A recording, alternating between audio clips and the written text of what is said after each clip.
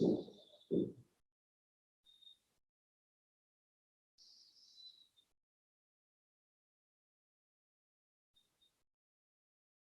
Kripa Kevalam. Namaste and welcome everyone to Satsang today. Sadhguru Shri Muji Baba ki Jai.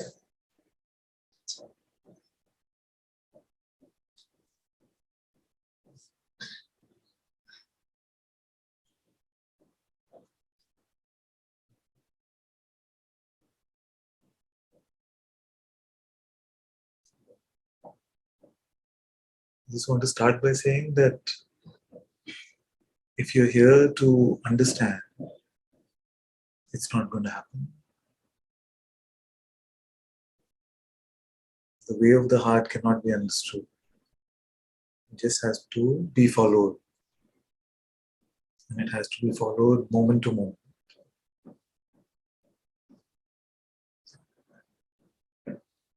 So my job today, if there is one, is to make you aware of the light in your heart which you can follow moment to moment. Bring you to the presence of the divinity within you.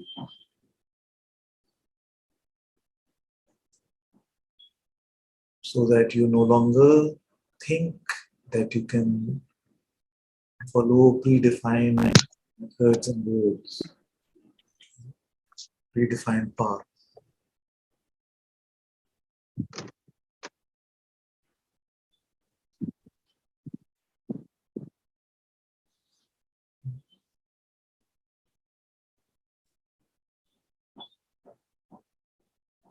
So don't feel that by coming to satsang you're here for some new knowledge, some acquired information, which you then can remember or forget.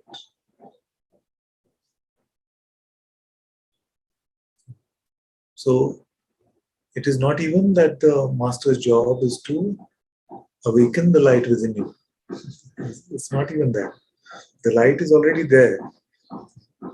It's maybe seems to be unrecognizable, seems to be covered in some dust of conceptual ideas about life. So the master's job really is the cleanup one. So all I'm here to do is clean it up, if you allow me. Clean it up.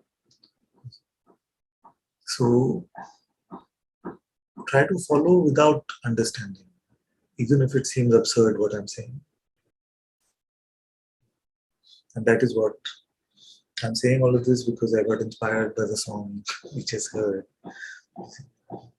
The song says that I don't need roads. I don't need roads because I can see the footsteps of the master. So it's an invitation to follow without reason, without intellect, without rationality. Because that which you're looking for will never be rational. It will never be reasonable.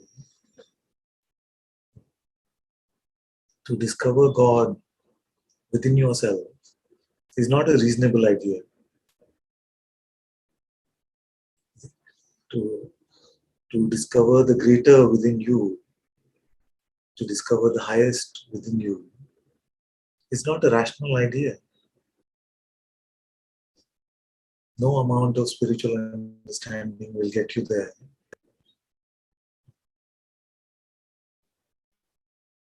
But it's a complete possibility. Not only is a possibility, it's a complete blessing. Because all the hard work is done. You're already here. Nothing can stop you now. Except if you insist on having it your way. You insist on carrying your baggage along in this process and saying that, oh, this is what I think, and I'm here for you to confirm what I think. Many may approach satsang in that way, but it's not that. You have to be open to letting me help you throw away everything you can think.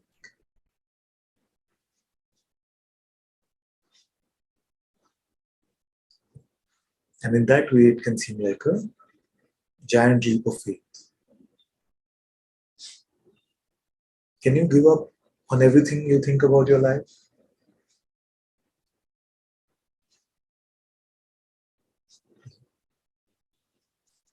For the truth, for God, for the self?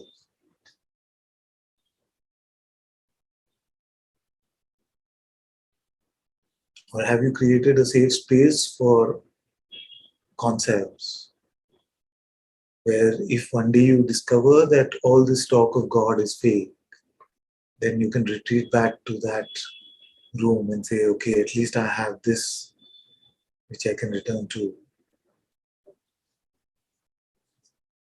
Or are you willing to let go everything that you take to be true, everything that you think you are right about, with no guarantee of anything at all?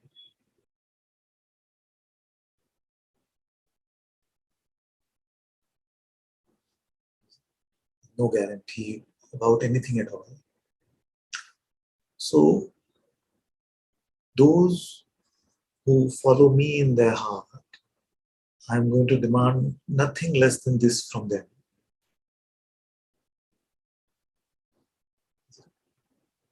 And those who are here for some intellectual curiosity or spiritual tourism, you're welcome to stay, and I will not demand anything at all of you. I will not demand anything at all of you. But if you feel that really you want to get the same gift that seems apparent to you that Ananta has received, then the only way to get to that gift is that you have to give up on yourself. So demand the highest of me. Demand the highest of me. But I will do the same. I will do the same. That which you may consider to be the highest sacrifice, but in actuality is the biggest gift you can give to yourself, is going to be the demand that I will make of you. And in return, I promise you the gift that I received at the feet of my master.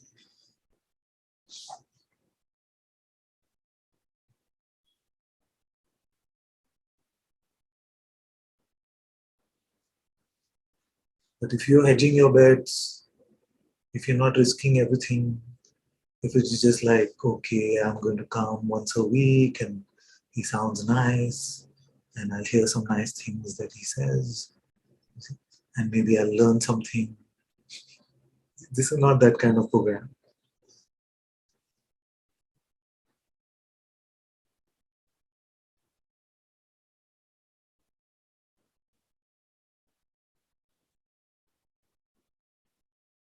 It is going to need a leap of faith. As my master says, you have to be the cow that jumped over the moon.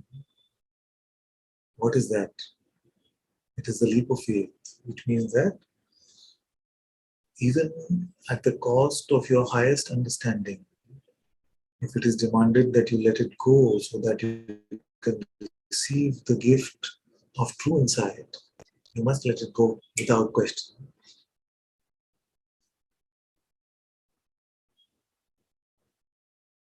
If you're going to undertake this super unreasonable project, which is the discovery of the highest being in your heart, which is very unreasonable. Discover the highest being in your heart, then you cannot do it through intellectual means. You cannot take 100 rational steps towards that which is beyond all rational understanding.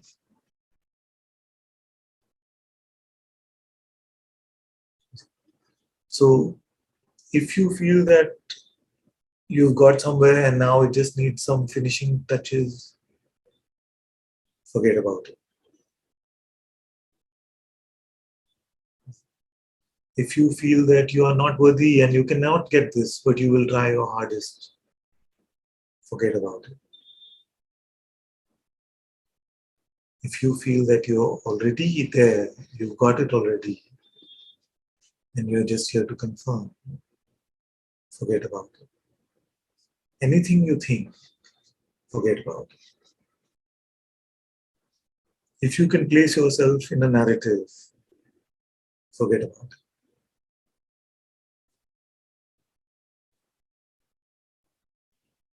Return to the innocence of your infantile nature.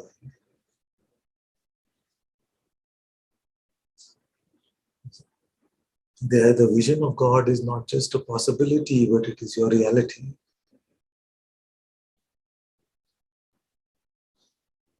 This is the way of the heart. The way of the head and the way of the heart cannot mix, as hard as you may try.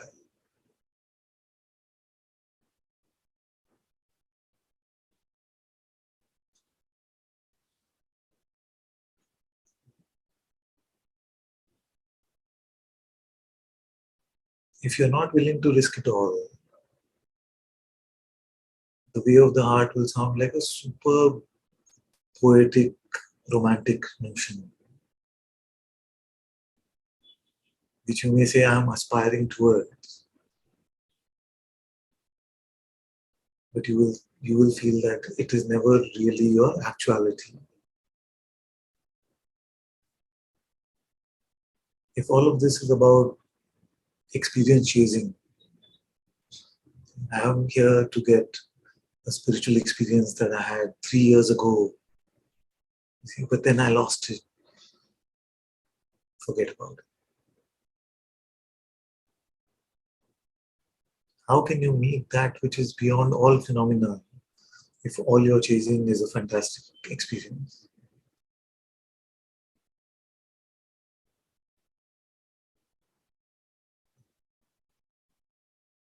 So there is no way that you can even rationalize what this project is. All you know is that you are here. For some strange reason, you are here.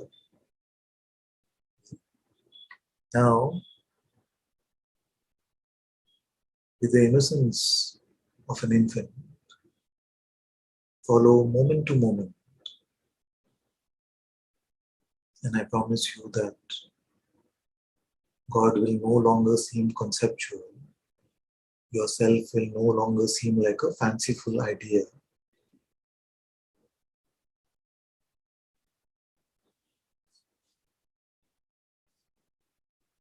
That fire in your heart is already lit, but seems to be clouded in your stories. And you cannot have it both ways.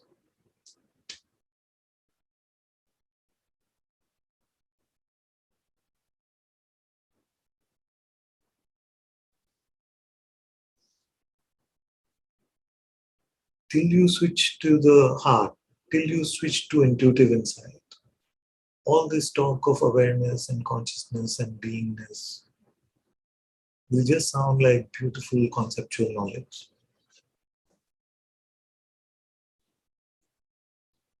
It will just sound like tactics to help you make your life better. But truly, it has nothing to do with that. It is to introduce you to a completely different way of life inwardly. Your past life will become unrecognizable, although outwardly it may continue to be the same. But you will be unrecognizable to yourself when you have switched over from head to heart.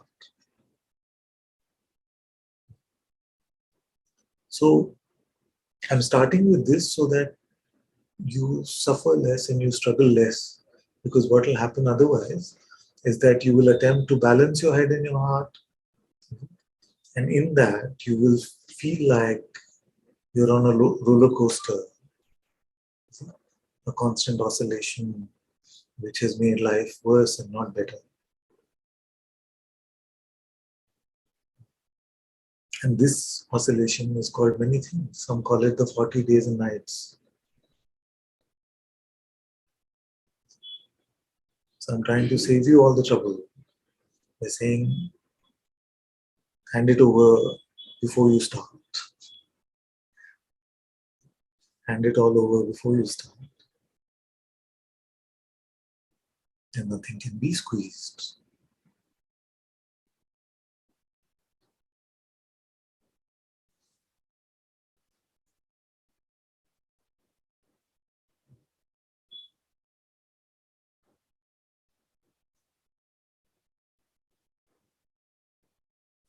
Consciousness is parading as if it is you.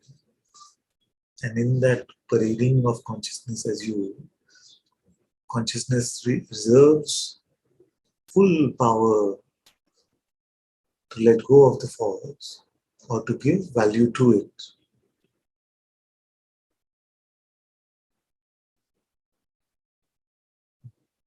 And you as consciousness have to dive in today.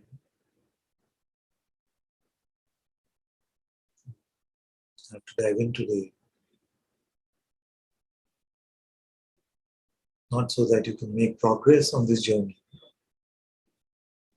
but so that you can chop the head of the journeyer fully.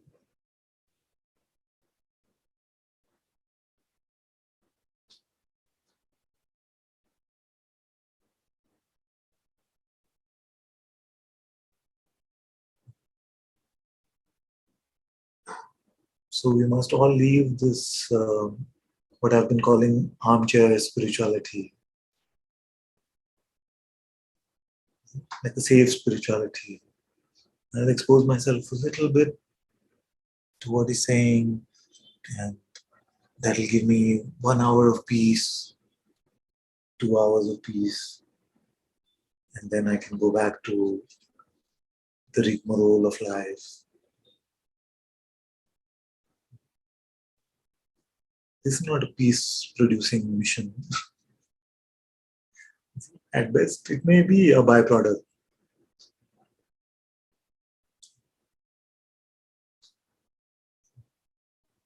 But don't come if you truly believe in your heart that what I'm asking is not something that you're willing to do.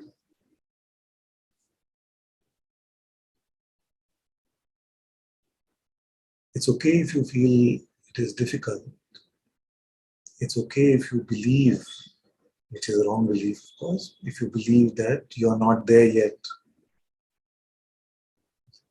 But if you close your heart to me, then don't come here for spiritual learning. Unless you're willing to at least aspire to hand all of it over.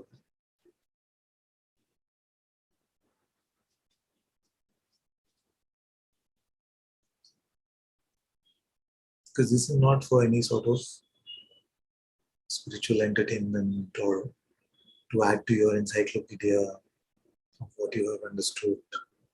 It is not, all this talking is not an attempt for you to understand God. All of the point of this talking is to deconstruct you.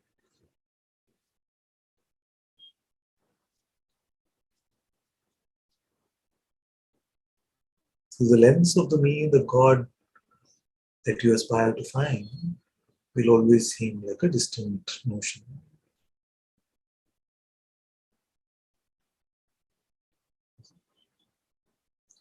So, although this project is undefinable, these are the broad contours of it.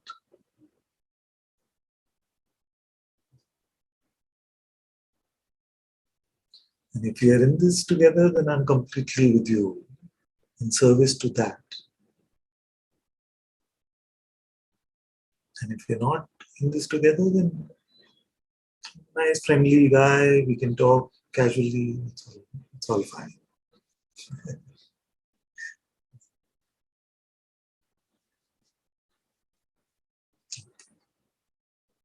So let's go to Shivoham.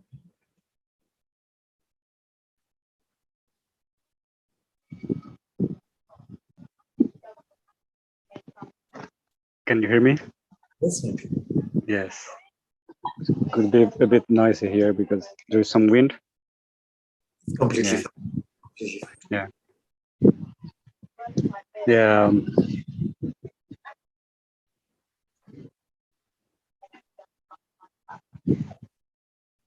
Yeah. What you just said is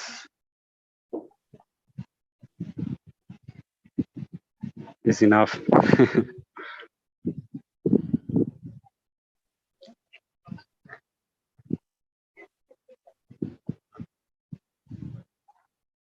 Yeah, it just came out because somehow some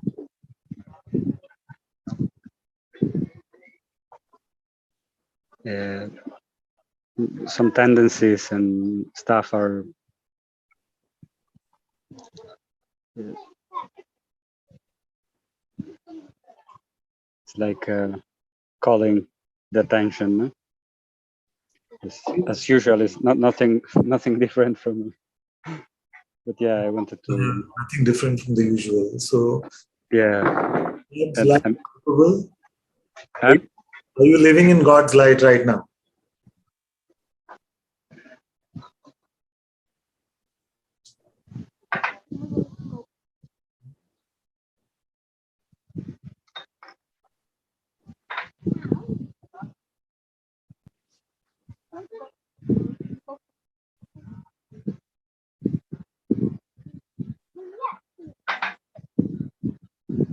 Are you living in God's light?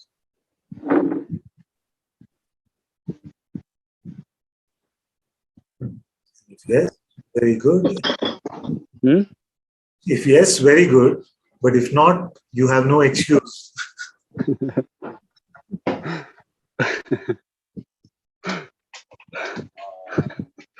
God a palpable presence, or if God is not a palatable word, then is the highest being a palpable presence for you now? It is. Then you have no excuse. Dive in fully with no safety. Dive in fully with no safety blanket.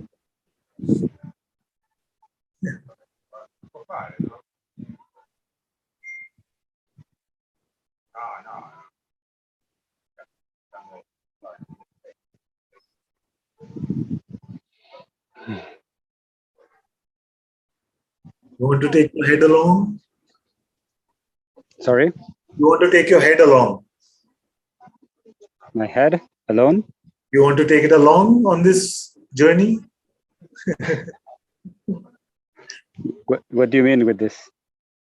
I'm saying, will you value what your head thinks about what I'm offering to you as well as what I'm offering?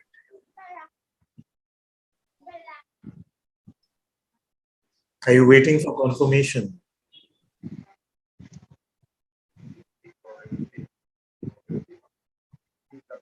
Yes, somehow yes, and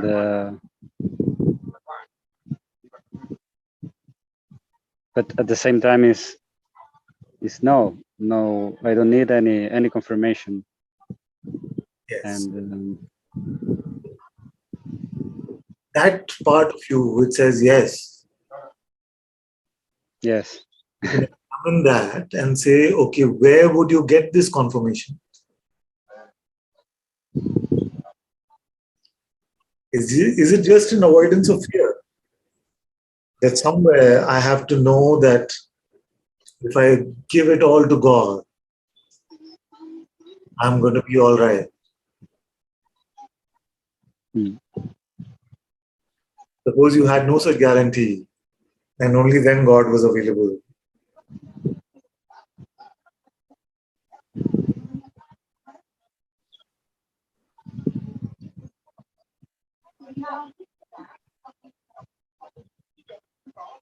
What would you do? Nothing. Would you run?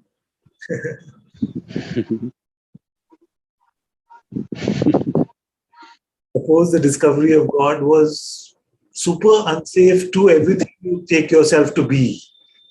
Then would you run?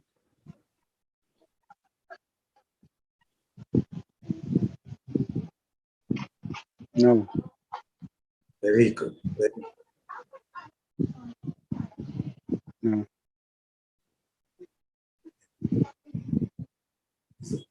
And leave all the sheepishness, leave all the meekishness behind. If it is true that you were willing to give up on every emotion you have about yourself, every idea you have about your life, be present,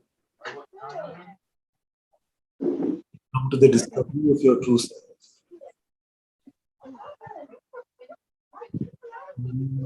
Full-hearted in this, and don't be sheepish.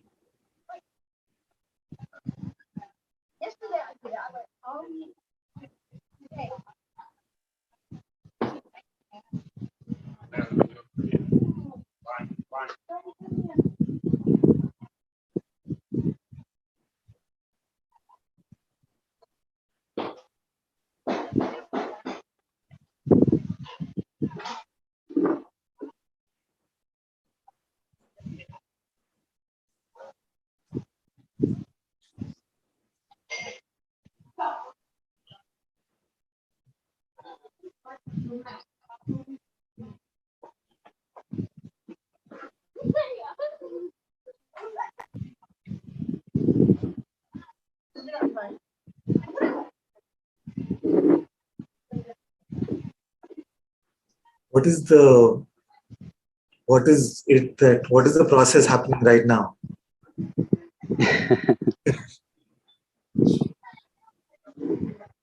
Yeah, it's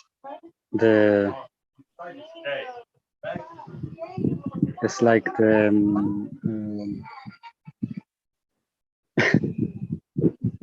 trying to do something. No? It's like this idea that I keep falling in this trap, no? Because That's the idea. Okay, good. So this is the idea in the head. yeah. What is the heart saying? Where can we go for the truth? Where can we go for the truth? So if there's an idea in the head but has nothing to do with you, how does it matter? Where can we go for the truth of who we are or what is happening to us? Yeah. Is the game to wait for the head to stop? Is it that all ideas should vanish from the head?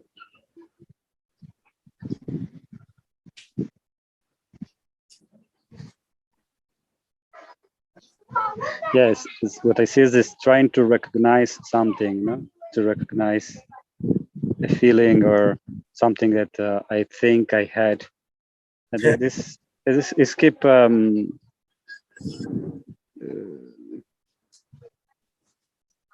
yes, I'm just saying it to expose it, not to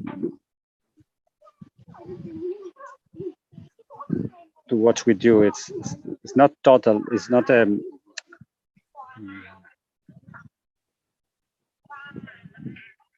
it's not only that. Yes. So you have to listen to me now. Listen to me now. Yes. Whatever happens in the playground of your head Yes. has nothing to do with you. Yes. All that you need is available to you intuitively. All that is valuable, all that is worth knowing about you and what we consider to be the world is only available in our heart as intuition.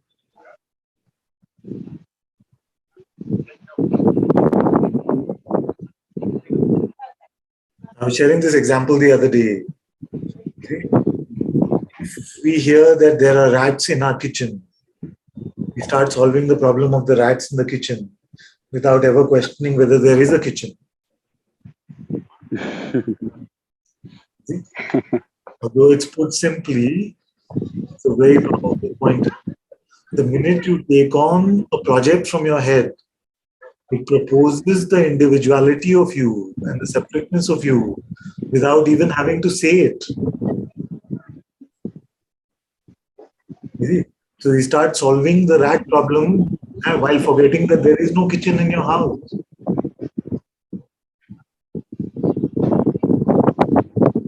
Mind us, it has nothing to do with your reality.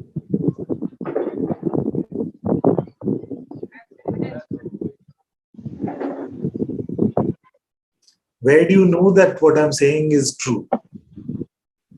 Stay there. Don't try to convince your head about the truth value of any of this.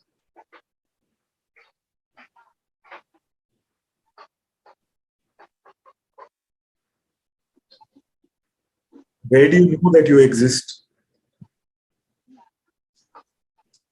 Where do you know that you exist? I just know it. Stay in that just knowing. That is the heart. Where do you know that you are aware?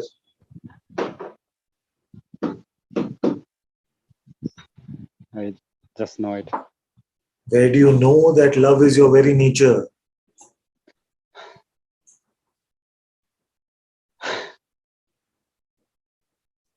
Where do you know that you are never one, that you can never die? Stay there. There, where none of this can ever be known, only speculated. Leave that playground.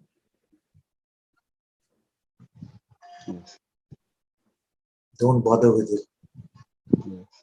You are never going to change the spots on that leopard. Don't try to change the nature of your mind. You stay in your heart. Don't try to convince your mind. Don't try to make it stop bothering you. None of those projects you have to do. Stay with the presence in your heart. Stay with the insight about your reality. That just know, that which you just know is the highest intuitive presence. See? If you just know the highest, see, and you have to work hard for the lowest, see, where would you rather stay? Yes. Know the I know highest. that All of us just it's, know the highest. We just know it's intuitively. just it's just absurd. See, it's absurd, fully absurd, that we are trying to squeeze the highest, which is so effortlessly clear. We're trying to squeeze that into the tiniest bucket that we can find and say, till it fits into that, till then I'm not free. Give us that project, the bucket only. Say, convince me. Till I am convinced, there's no hope for you. Like that. Then we say, in the bucket, but why do these drops of water keep coming? How does it matter? You're swimming in the ocean. Leave the bucket. But will the bucket float or will it drown? Doesn't matter.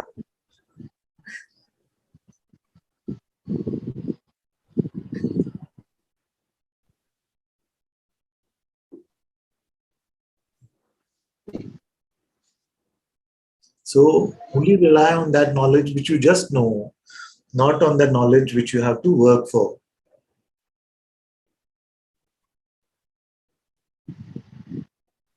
When you say to me that I am trying to do this and I am trying to do that, this is all knowledge you're working for. Leave that. Tell me something which you just know. Yes.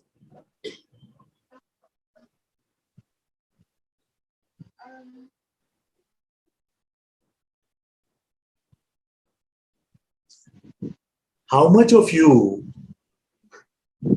do you want to keep alive in your discovery of the self? How much of you do you want to keep alive? The only answer is Yeah. only zero works. Yeah.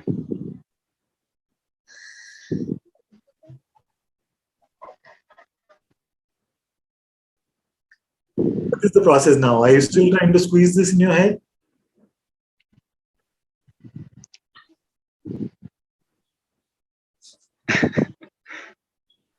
No, no, and yes. No Zen with me. You'll be straight with me now. It's my job to give you the Zen stuff. Yes. Either you say, no, I'm not. It's done. Finished. Yeah. Or you say, yes, Ananta, this is still what I'm doing. So, and I tell you, stop. Yes. Yes. It seems that I'm doing it because I'm listening to the mind somehow. No? So, stop it. Yeah.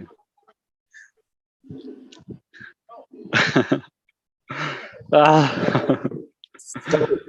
Stop it. Don't think about stop it. Stop it. Okay, but who is the doer who's going to stop it? You stop it. Stop. Yeah. You have a choice no matter. Okay. I stop it. That's it. Yeah. That's it. Yes. Because the highest being in the universe is your being. It is not powerless against this tiny mind saying, but how can Yes. you stop it? No.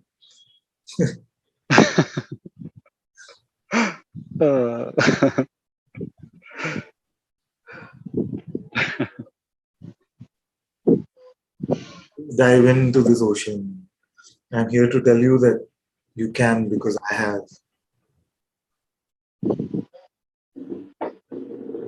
Available to the Father is available to the Son. It's not hidden from you. It is yours.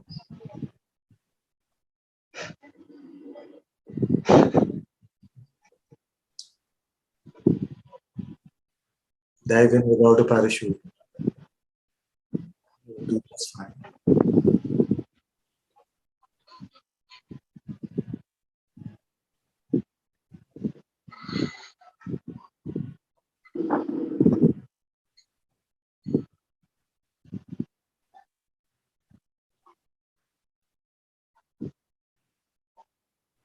Now,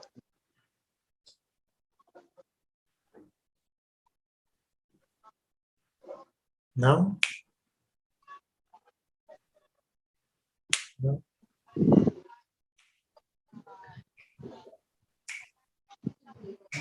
Fresh. Open. Yes. Right. Can you live like this? Yes, you can. Yes.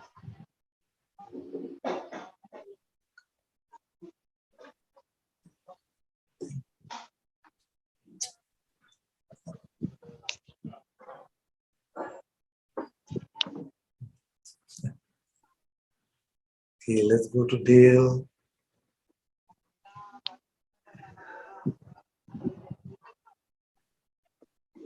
Hello, Father. Hello, my dear. It's the second week of my half term. I know I came last week, so I have to take my children somewhere in about 20 minutes, so it'll be a much quicker one than last time. I've actually had a really, really good week. It's sort of kind of being recognizing that as consciousness, you have the choice to engage with thoughts or not. Yes. and that's been excellent. If you can forgive me a quick analogy for, Please. I was trying to say how do I describe how it feels. It feels as though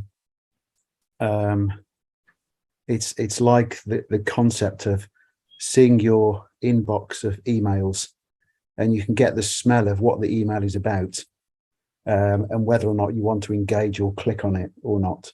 Yes. So I've spotted that lots this week, that I could sense the perfume of the email trying to again get me into a conversation on some spiritual ego-driven experiment. Yes. And just knowing I don't have to engage with it at all. And I've seemed to have quite intuitively able just to take attention away from it. So it's there tugging at my shirt, but I don't have to engage at all. Yes. Whereas other things. Can I add to that analogy a bit? I can add to that analogy a bit. Okay, sure. So, it's really like, suppose you had a visitor who was sitting in your living room and you said, hey, give me a minute, I'll just be back, I'm checking my email. But then while you check your email, 1 minute has gone, 10 minutes have gone, 1 year has gone, 10 years have gone, 100 years have gone, 100 lifetimes have gone, and the visitor is still waiting in your living room. You see? So really, this is what is happening. God is waiting in the heart, you see? And we are just checking our email. So this is the invitation in Satsang. Recognize that one that has always been in your very presence, and to have a true meeting with that. To have a true meeting with that. We have forgotten that we had this visitor in our house because the email seemed to have been so compelling. To let go of that whole computer, meet the visitor in your heart.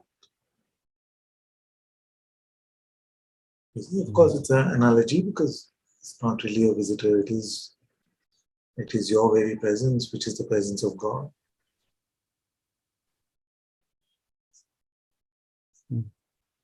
That's lovely.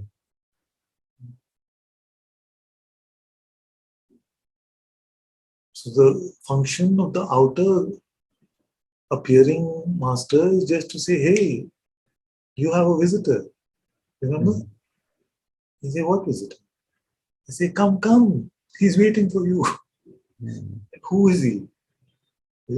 Come, you'll see. I say, but what about all my emails? Leave the emails. Come with me. Because the visitor is worth it. It's worth it. Then all the emails, it starts beeping in inbox. Yeah. But then, what about this? What about this? This needs your urgent attention. Important, important, important. The world will fall apart unless you answer that email. The master says, no, you come. Because I met the visitor and I am no longer the same in one meeting. You must meet this one. You must meet this one. Your very presence is beyond any amount of godliness that the mind can fathom. It's not a meeting that can ever be regretted. And it's not a meeting worth postponing for the most compelling, most urgent thing.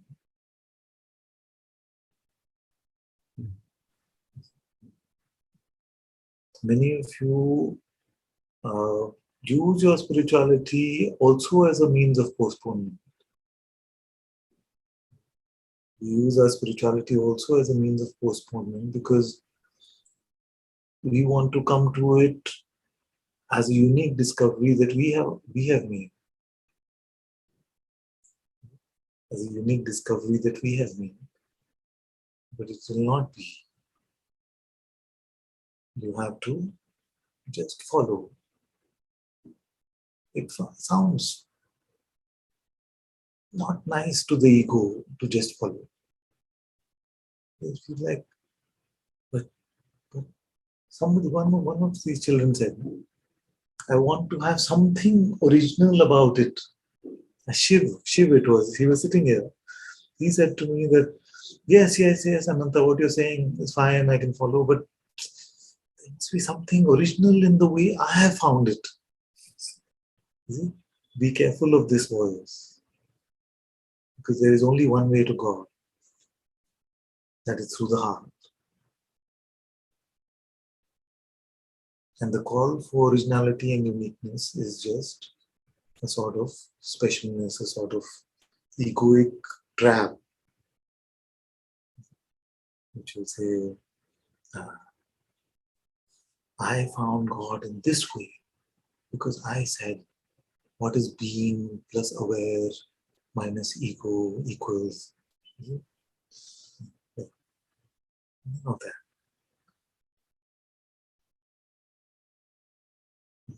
It's being cooked and served fully. Just dive in.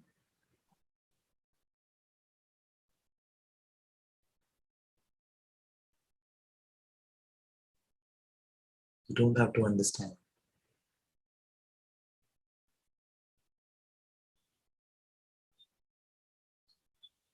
It is not at all rational.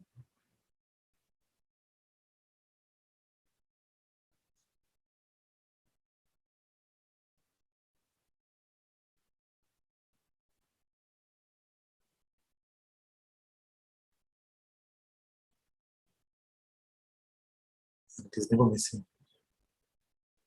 It is never available in half measure.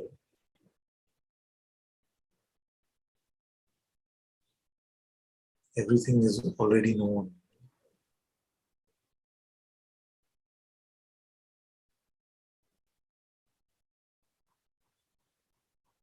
Burn up every bit of progress you have ever made, burn it up. If you value progress, you will not value the leap of faith.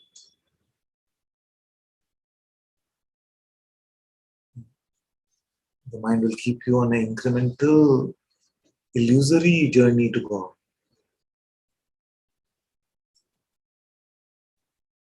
Because the one who's on that staircase is the non-existent me.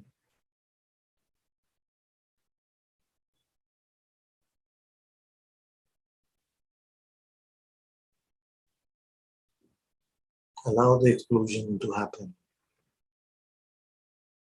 Allow it to take over everything.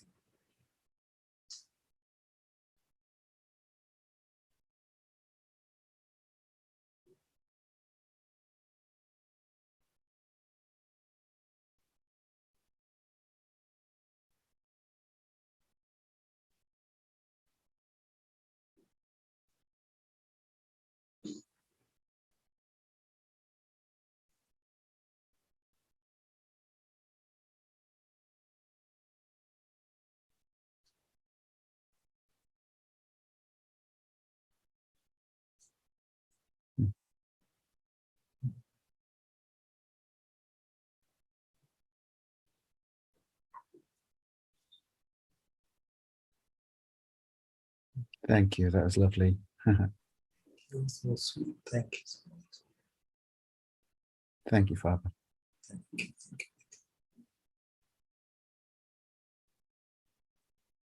And as you come to this, as you're coming to this, and it becomes apparent to you, and you're learning to live in your heart in this way, it is very natural that the body will be used as an instrument to share this very light. So, but you're discovering already that the way of teaching this is very different from the way of teaching like a subject at work.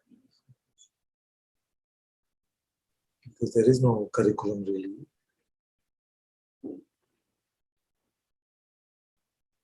They just to try and meet moment to moment and allow your heart to guide you in a joint love for God, in a joint meeting with God.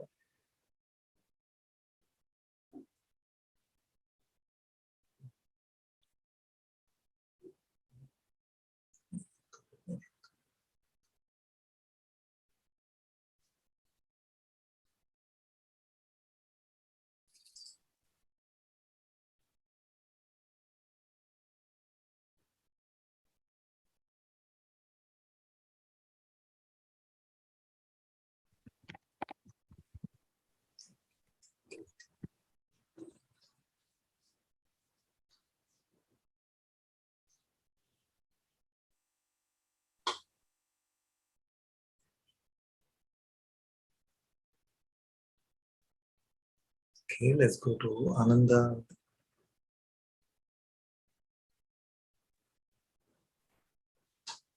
Thank you, Father. Don't know why I put up my hand. As soon as the satsang started, the heart started beating very fast, and the mind came very strong.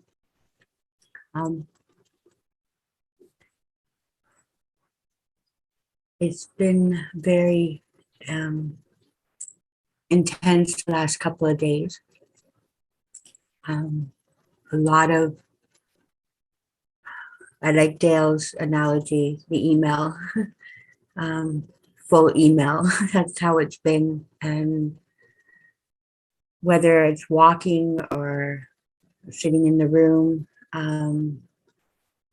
it's just very loud and very attacking, Yes. very But negative. what about the visitor in your living room?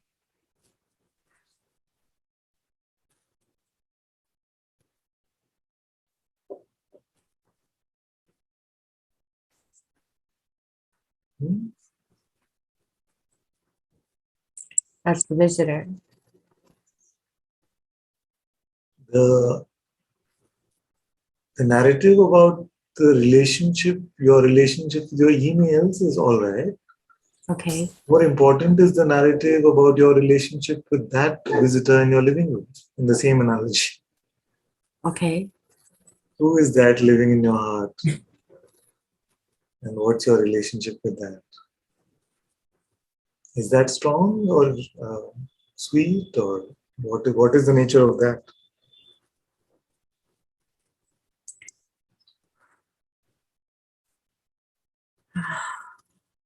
It's a feeling. It's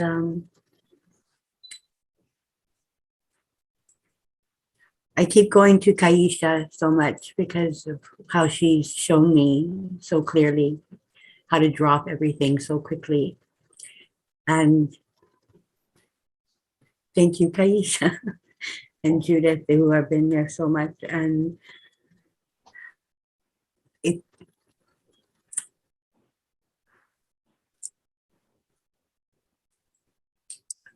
there's a certain thought that keeps coming that I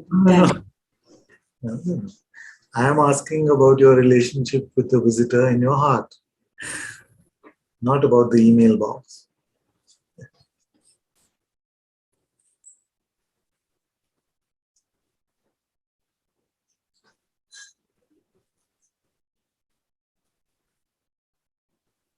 I don't know. Then that must become your project, your only project. Your only task is to find God within your heart. Not to decipher what the mind is saying, not to measure how much of a particular energy is being experienced, not to see what's happening in the body, because all this will go. Who You lives? promise. Huh? You promise. Of course. We know everything you perceive will go, my dear. Everything we perceive comes and it goes. Now, are you concerned about that which will go or that whose presence is in your heart?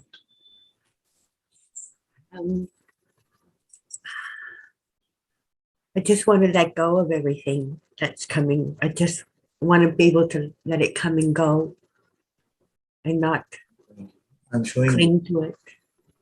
you, but you have to follow. Okay. You cannot do it your way as much as you would like to. You have to allow me to set the course curriculum. You say, I'm saying to you, meet the one whose presence lives in your heart. And your mind will come and say, but what I actually want is to let all this stuff go. So somewhere you have to learn how to just follow with the innocence of a child.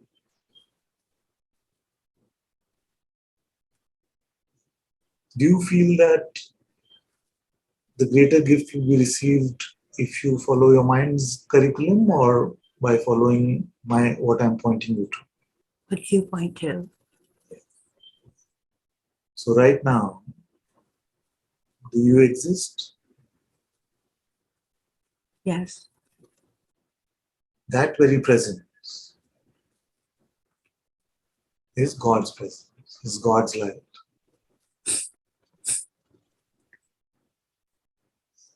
There is no higher being than this presence. This is not individual. It is the light of this universe. If you are meeting this, if you're in service to this, then all this on the screen, the body, the emotions, the energy, all of that, is all dancing to the tunes of this piper. So meet this piper in your heart. Bow down to this in your heart. Hug this in your heart. Meet yourself in this way. And leave all other self-concern. Because all that self-concern is not about the true self.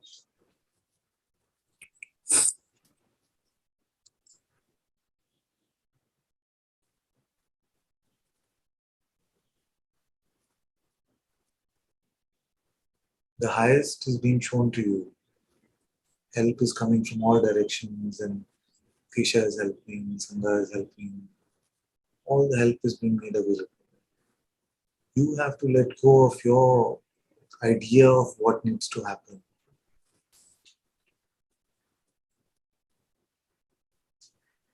I don't know anything. Yes. It's good. It's good. It's good. To not know, and even don't know that you don't know. Don't even know it. Don't venture into that field of knowing at all. Then your meeting with God is uninterrupted. But if you keep trying to understand what something means and whether it is helping you or not, then the mind will pull you back into trying to help the non-existent me. Yes. How to stop that? Tell me about what God is saying now, instead of what the thought is saying. To just rest in me. Who will you follow? Father God. I'm sorry, Father, I've been crying so much lately because I feel so tired.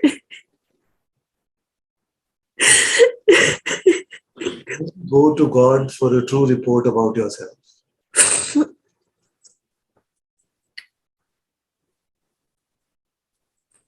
Go to your heart. Only go to your intuition for a true report about yourself. Now tell me again, what is happening to you?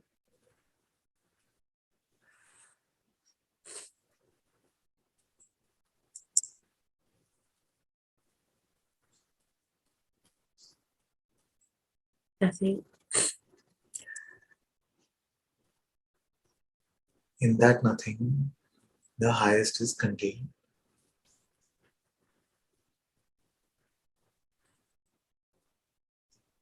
Because you are the changeless one in reality.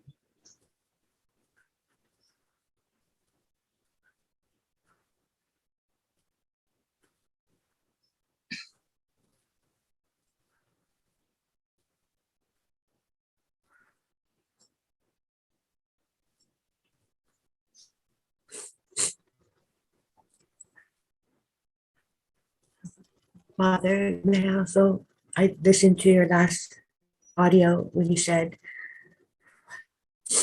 there's you have to face your fear. And there's been a lot of very strong nightmares and images coming. And Yes. What is the best way to face your fear? What is the best way to face your fear? It is not to try and interpret what it means. okay, It is to notice it and seek refuge in your heart. Notice it and then seek refuge in your heart. Not to analyze it, not to measure it, not to claim victory over it or defeat. The fear will stop you from letting go. It will say, but what if? What if you lose your mind yes, and there is no God? it does say that. Yes. This is the fear. What if, on the advice of this strange man living in India, you lose your mind and actually it turns out there is no God? What will happen to you? You see? That is the leap of faith you have to make. Because I cannot reassure you anymore. I have told you that I have found this gift through my Master's grace, and I'm here to show you it is the highest gift possible. That is the only reassurance I can give you.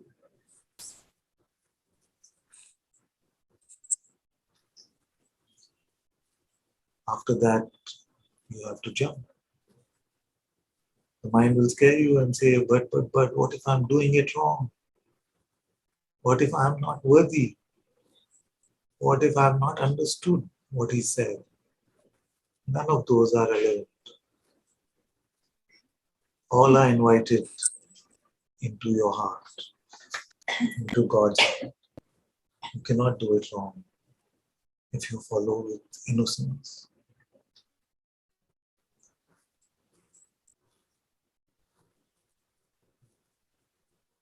What can you follow?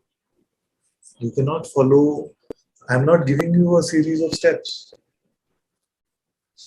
that I can put in a book and say, okay, just follow this. You just have to follow your heart moment to moment, where all that is truthful is known.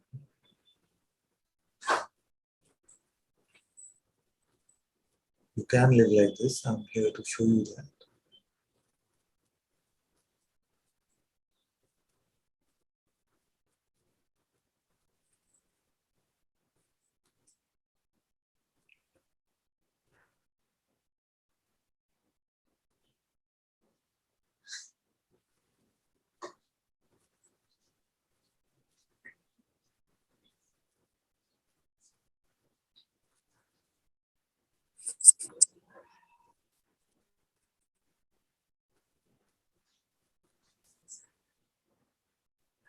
Can I give you my attachments? There's still attachments to others. I just want to give that up as well. Yes.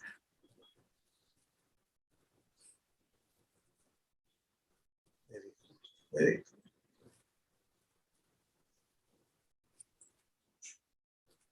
Now you must know that they are mine and don't take them back.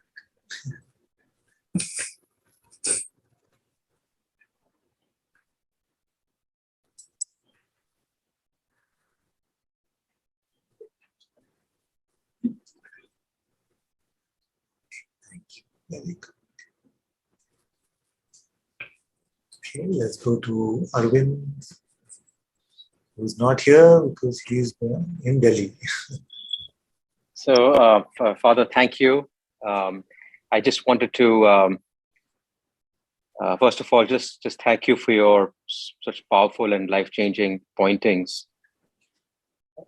This journey to my family home, it's sort of a pilgrimage because this is where my grandparents lived, and both my parents and everybody's passed on. So passed away. So the thing is, when you visit a place which is so filled with intimate memories of your close ones, it does test you because the full play of emotions is highly amplified. Yes. So when I came here yesterday, I felt sort of the full onslaught of grief and remembrance and nostalgia and all, and it might have swept me away, but I was able to put my attention in awareness itself and recognize that everything is in fact a prodding, as you said, to move away from the content and into the witnessing position. And with grace, it's just it's been since the whole day today. It's been like I've been in satsang the whole day. There's been this powerful sense of presence and peace and bliss and gratitude. So so it's, as you said, it's, you can have the way of the mind is just it's actually being in hell. And then if you just able to switch the witnessing, you're just still and in peace. So I just wanted to kind of play that, and I wanted to request your just ask for your blessings and any pointings. It's that can sort of I don't want to wait to jump. I just want to whatever is holding me back, I just want to cut back. So I just want your blessings for that. Full blessing for that, and very beautiful report. I got the essence of what you were saying. Just for everyone's benefit, want to dig in a little bit into one of the points you were making, just to clear. And I'm aware that you don't have that misunderstanding, but it's a common one. So let me use this opportunity to clarify that. So we may say at times that I kept my attention on awareness or the witnessing. Actually, we can never bring our attention to awareness or the witnessing. So I realize what you were saying is more that you did not so much put belief or meaning into the content of what was showing up in front of you, and you kept yourself in the apparency of self-knowledge.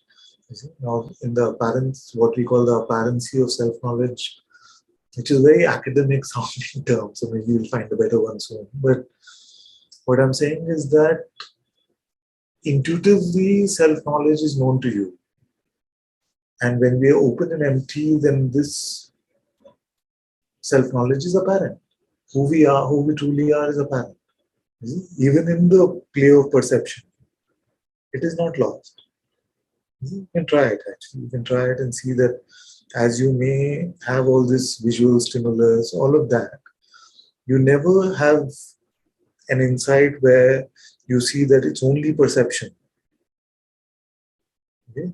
You never have, I'll use the term experience, you never have an experience where you say, what I find is only perception. That you are witnessing all of these perceptions is always apparent to you, even though that which is witnessing is never perceived. Is this the right pace to go? Am I going too fast? See? As you open and empty, perceptions are visible, And in fact, they are tasted fully. What's on the screen of consciousness can be fully enjoyed in pure perception. You see?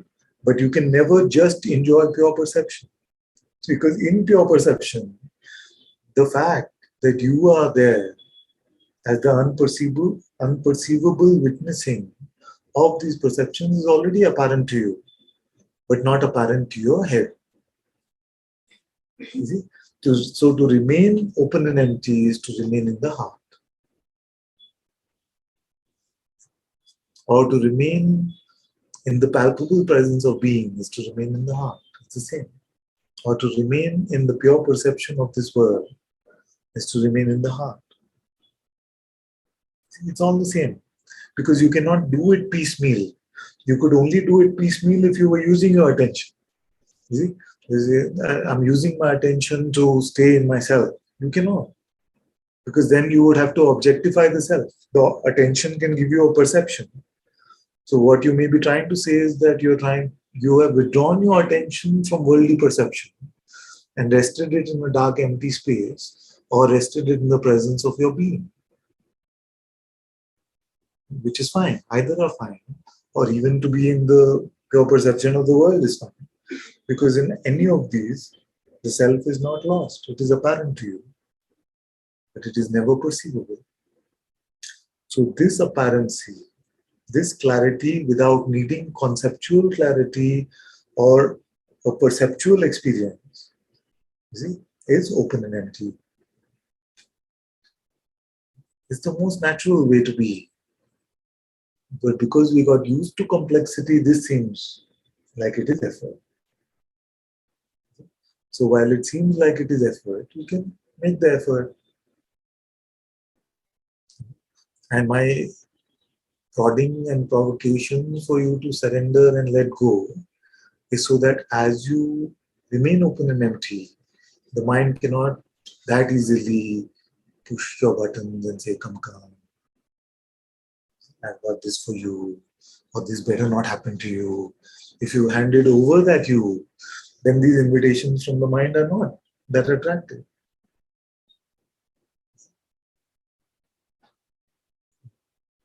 So as we let go, this becomes, the apparency of self-knowledge seems to deepen, although it is fully available 100% in every moment. And as the apparency of self-knowledge is this clear, is this apparent, then it's easier to let go of our false identity as well. So in this way, the vicious circle of the mind, which is feeding identity more and more, and the more you bite, the more you are attracted to buying more of it.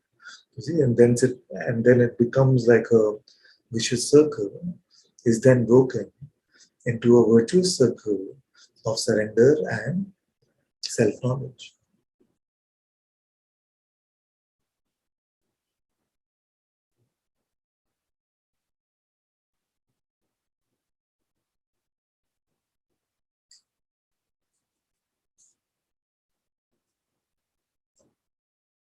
I've forgotten who I was speaking with. Let's go to the next one. Aniko? Thank you, Ananta-ji. Can you hear me? Yes. Yes. So today, your introduction, your words at the beginning was for me the sharpest ever, like very hard for me. And I really... Hard or easy? Hard. Which because part? Yes, the part when you ask if you're holding anything, like you can hide back, made up from concepts, or can you just let everything go and I don't give you any guarantee. And so much fear arised in me, and I just realized I can't.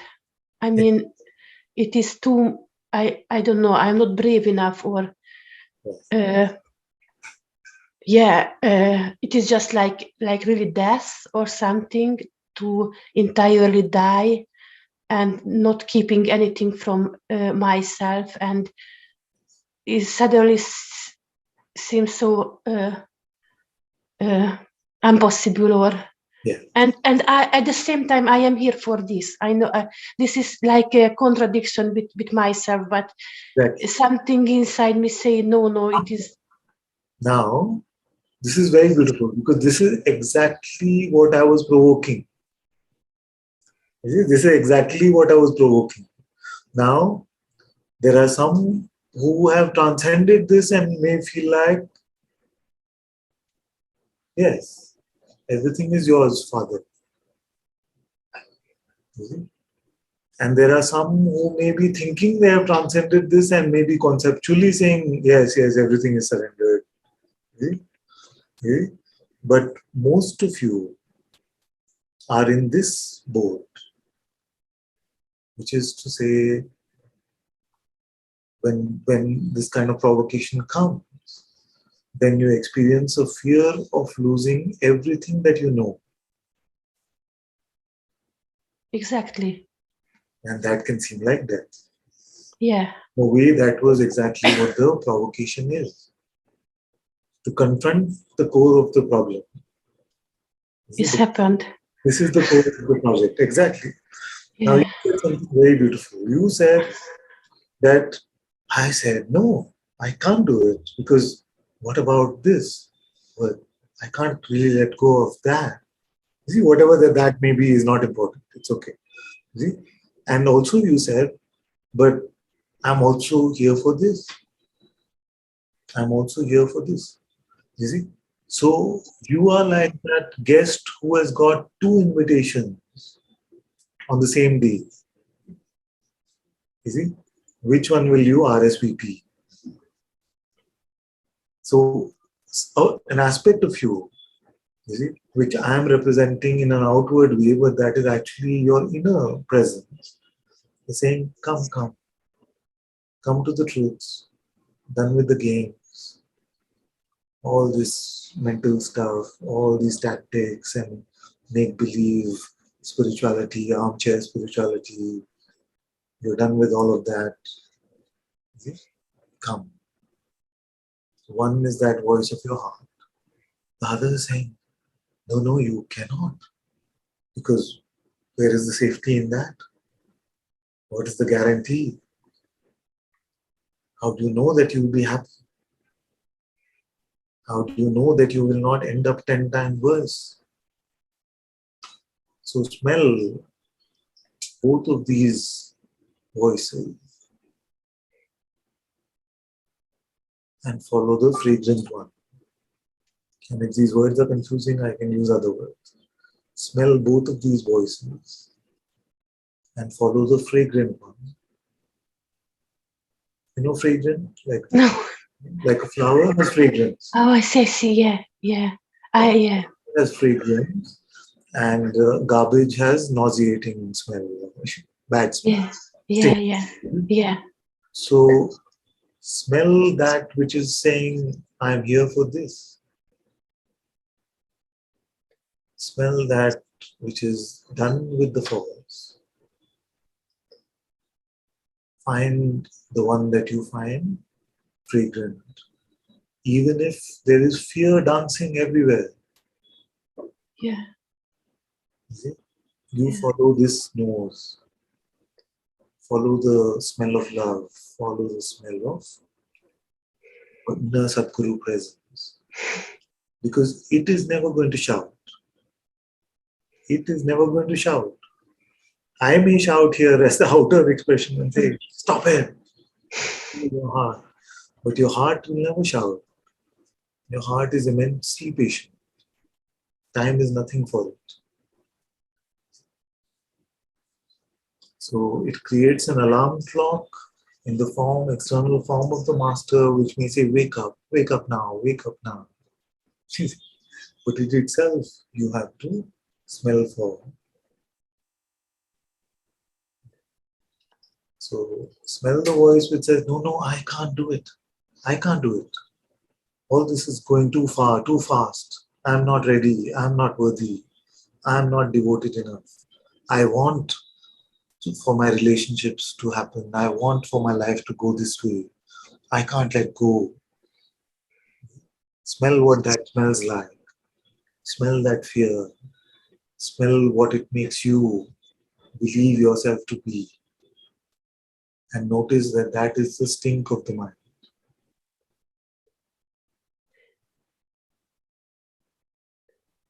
This offered me a kind of false safetyness, or some kind of ground at least I can stand on, or at least something I can touch or hold. I have a better metaphor. Sorry, I'm changing everybody's metaphors today. It is offering you the crutches. You know crutches? The crutches. If you can't walk well, then you use crutches. No, for Yes. support. It is saying, no, what if you fall? You need these crutches. See? What is the guarantee that you will fly? Yeah. And your heart is saying, fly me. Fly me. I cannot convince your mind. I cannot prove to you that you will fly. But somewhere you have to jump. See? I know. What the mind is offering you is not safety, but oppression, Yeah. limitation.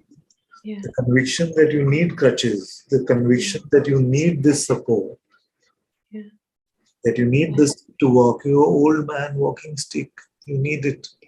You see, come, use me. I'm here to help you. In the humble sounding voice, it is trying to oppress you. It is trying to make you a slave. This is mental slavery. This is hell. This is what I've been calling a comfortable hell, a familiar hell.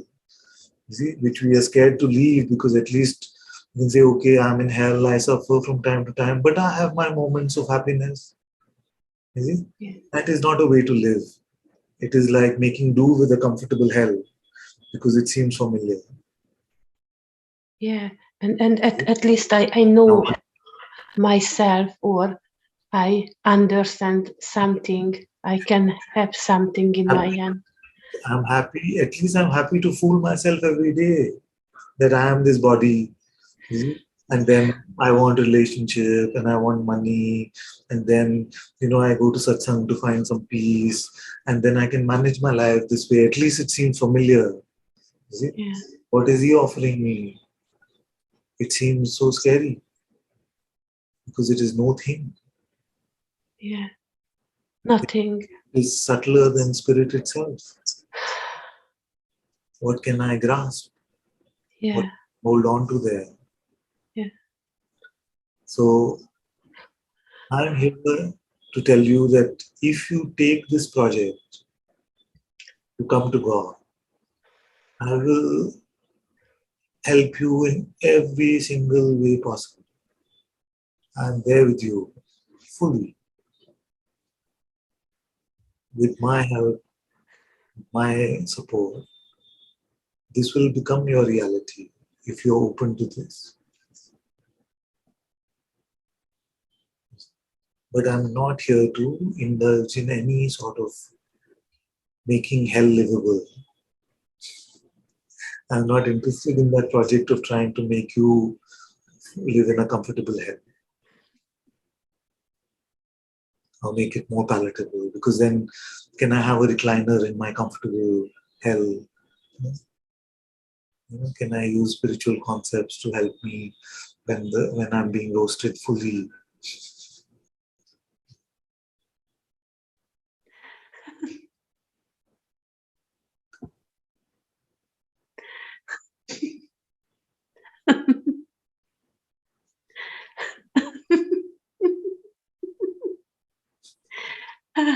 I thought I need to know, but I don't need to know. In fact, it cannot be known. The way of the heart, the presence of the heart, the reality of your awareness of even the presence cannot be known in the way we think knowing words.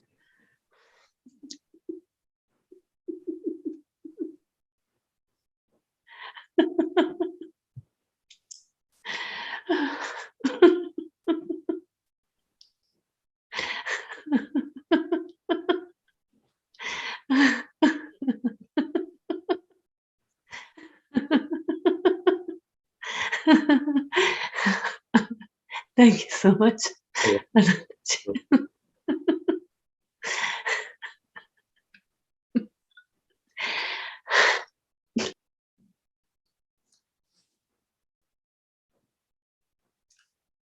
let's go to Janet. Yannick or Janik? How do you say it? Hello, can you hear me? Yes, yes. Hello, Ananta-ji. Hello. Hello. I'm actually here today because I lately I benefited a lot from your audio recordings, and I'm here to say that I recognize you. I mean, I recognize the master in you, Yeah. and my mind is playing games now. Yeah. Because I have a love for for a few masters. Yes. Like I listened to also one from Poland, Yes. because in Polish language. Yeah. But this is stupid. I don't know. No, it's okay. It's okay. It's a fair question to ask. So it doesn't matter so much. Really? Okay, let's dive deeper into it. So if you find that the masters you are listening to bring you to your heart, bring you to God's presence, God's light, bring you to that which is aware even of that, then the expressions that you are listening to, it doesn't really matter so much.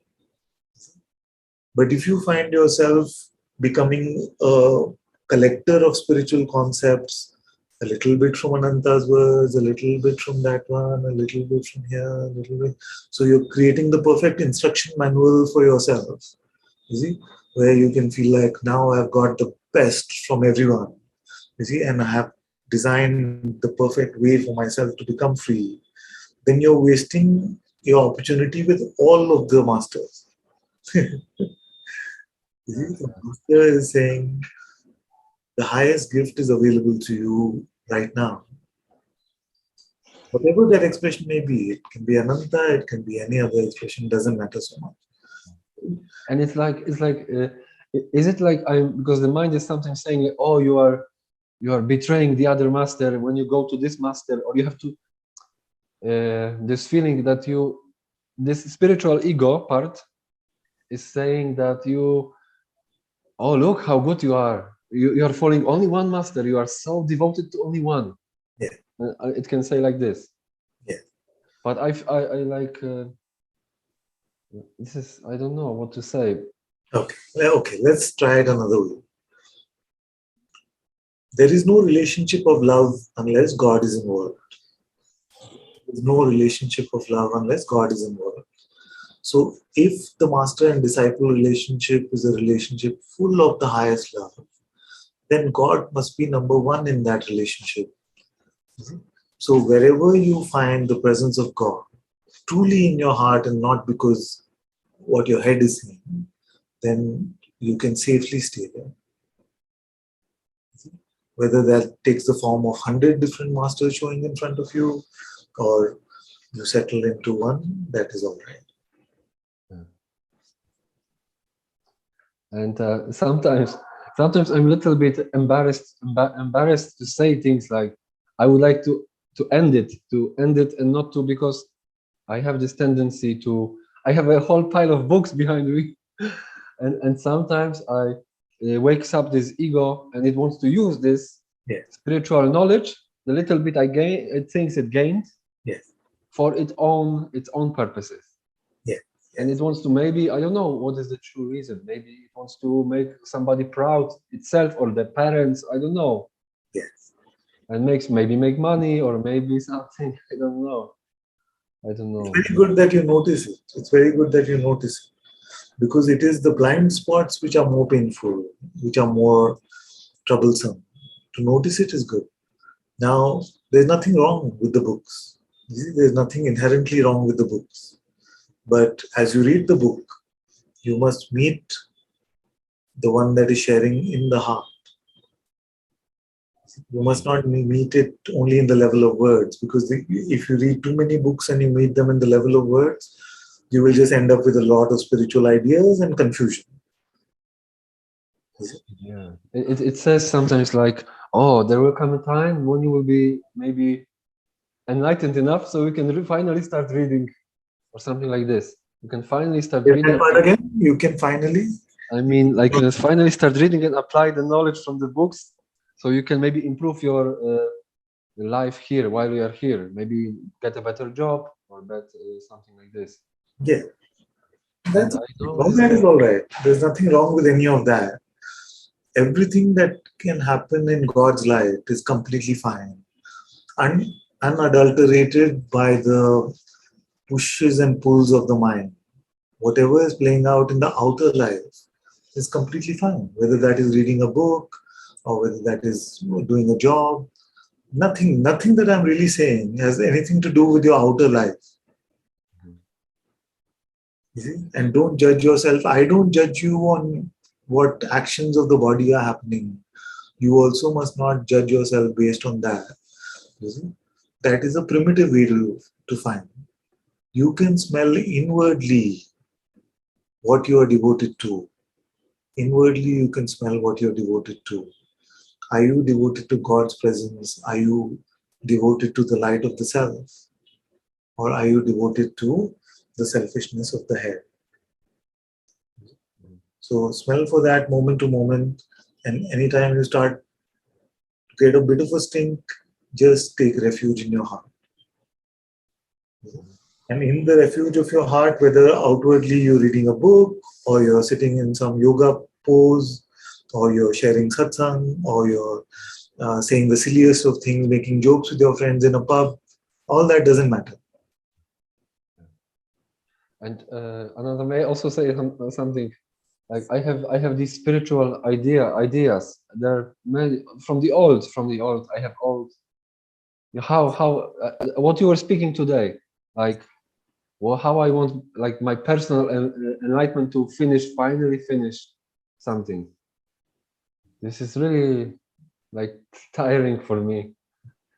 Like, I want to make it my own.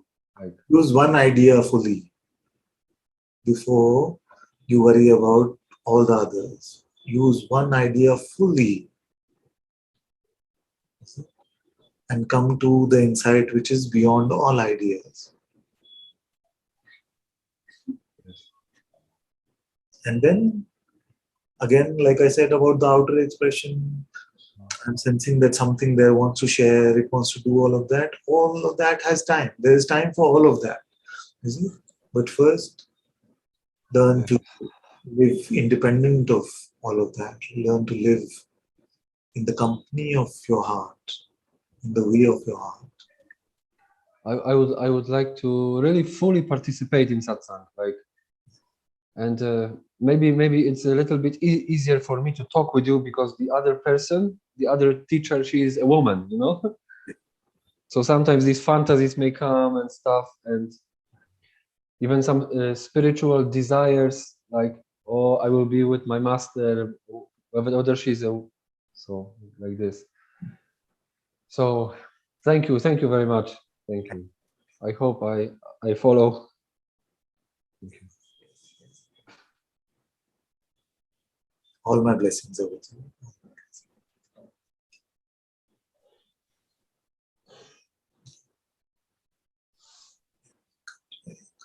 Let's go to Kesha.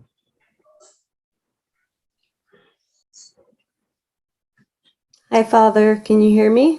Yes, my friend. I just wanted to say hi. Yeah. And just tell you that I love you so much. And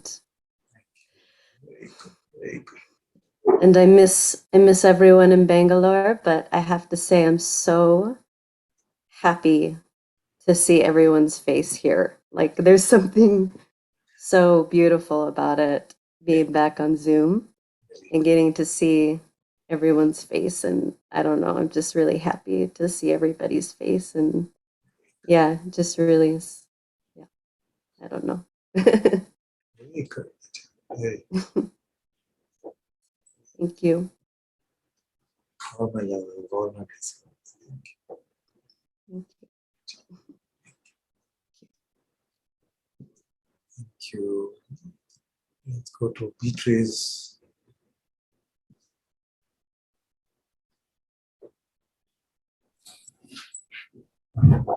Good Father. Where were you? Were you going somewhere? Or? Sorry?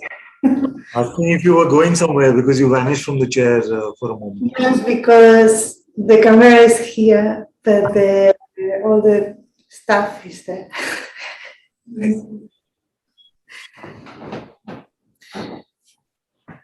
So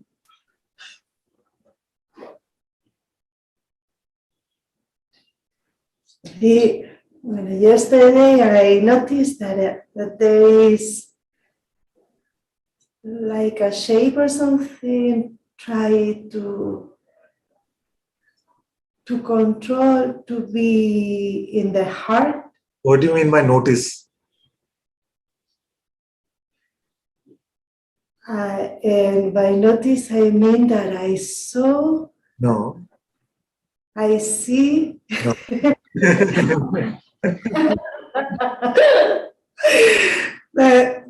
I see that it's not true.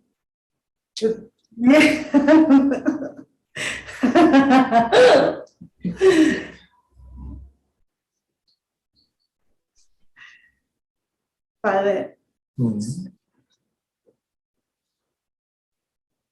I explained it. This or this? This or this? The heart. Yes. What does your heart say?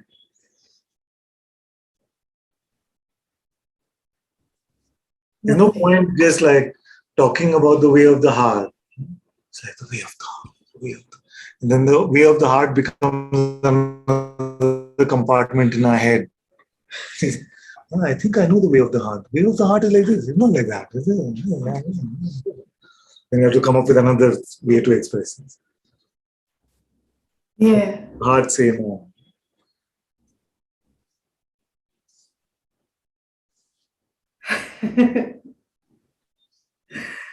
Are you living in God's light?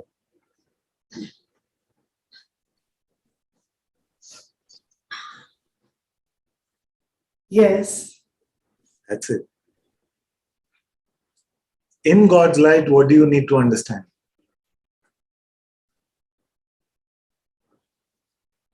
Nothing.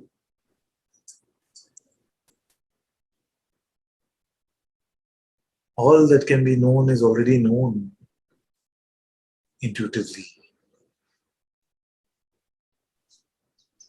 The only task of satsang is to move you from head to heart.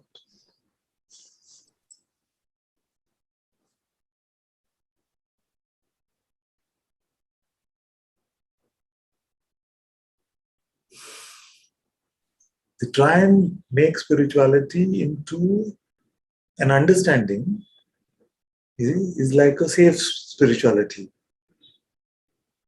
Because in a concept too. Your heart may explode your entire life into an unfathomable light. That sounds too risky. So we try to, without realizing that we do this, what we try and do is make that into something that we can fathom in our heads. You see? And then it becomes a compartment of our head saying, oh yes, in my reality, nothing is happening to me, or this is what it is. Just leave all that.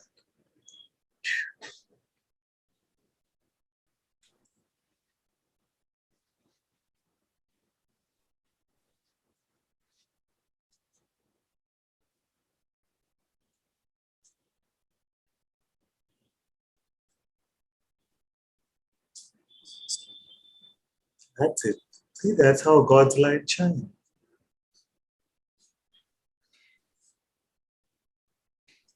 And exposing and all these things.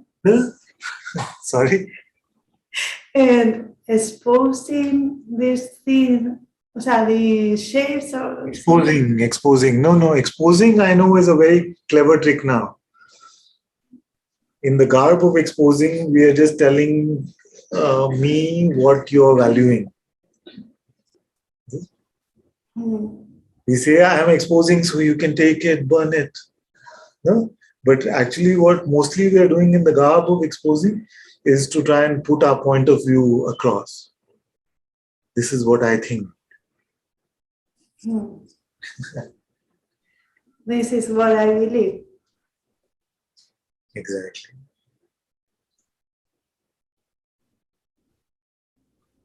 Is it a way to provide oxygen to the way of the head?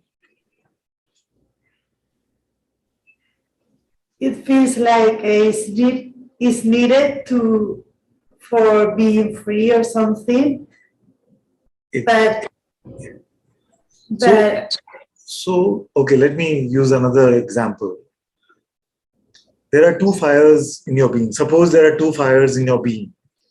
The fire that gets most attention gets the most oxygen. You see? So now, even in the garb of exposing, we give attention to the false one. Then that one gets more oxygen.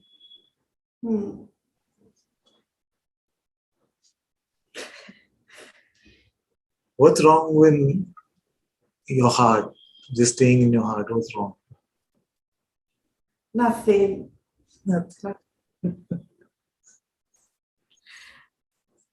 But I am I feel I am already this body is happening or something, and yeah, this is the thing, no? This is this is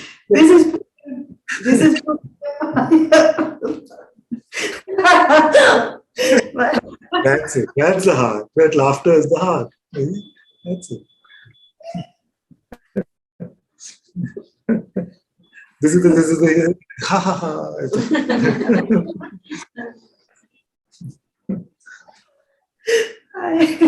Head to heart. That's it. Actually, that's it. Papaji said you cannot think and laugh at the same time. What do you think? Just laugh.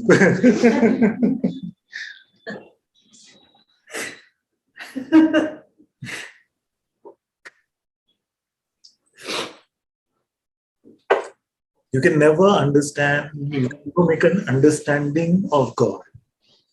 You can never make an understanding out of that which is true. So you can either me and have faith in that and let go of your head, or you can just spend a lot of your life trying to do that and come to the same conclusion. What do you want to do? You want to do my way or your way? Your way. My way, I don't know what it is.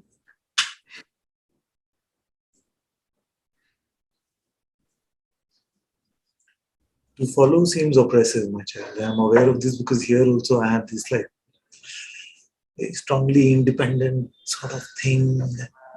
You know, I'm smart. I can get this. I can do this. And to follow seems like, oh, that's for idiots or something. Only idiots follow. But actually, to follow, the beautiful gift you can give to yourself because it is an antidote to your specialness. It's an antidote to your ego.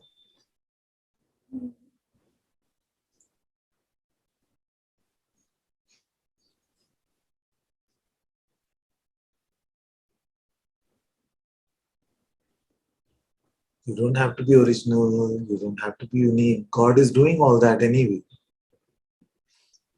You don't have to do any of that.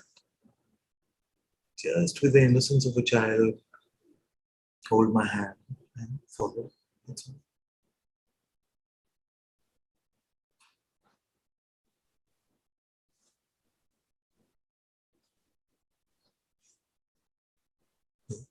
And if you commit to me that you follow, then I'm going to pull you, okay? I'm going to drag you if I need to. Yes, do. everything. But No. you have the power to say no as well. You say, no, I don't follow. It's fine. That's fine too. But this one is not what I am. Yes. So if you feel in your heart you want to follow, then just dive in with me into the Holy Presence.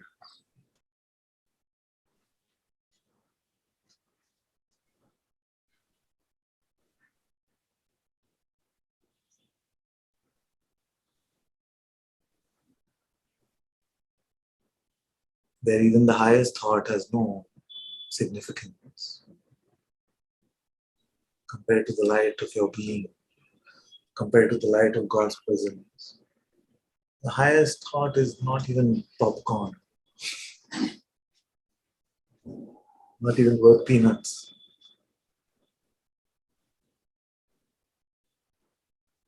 I see that I'm not anything.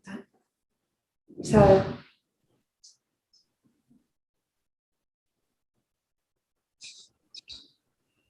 None of that.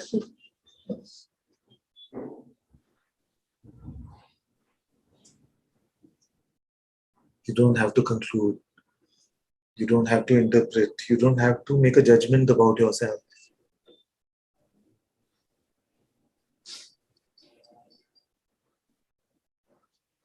If you follow me and then you make a judgment about yourself, you make a judgment about me as well.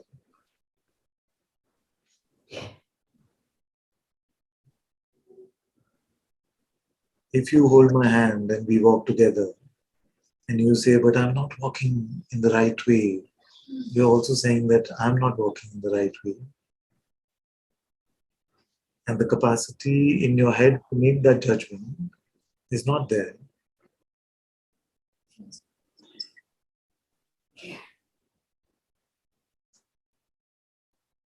So just innocently follow.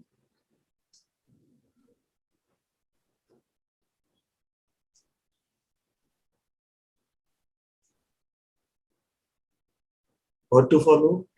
Don't understand. Rational, it would not be following. Where's the trust needed if it's already making sense?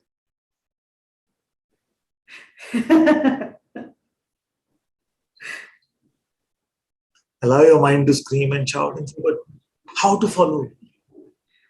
I'm in Brazil or Costa Rica or somewhere, I don't know, Mexico. How to follow? Don't understand.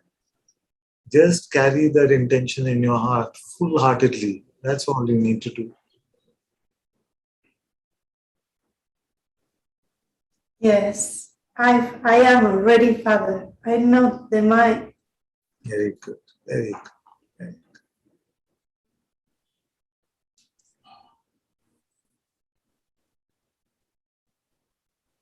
Very good.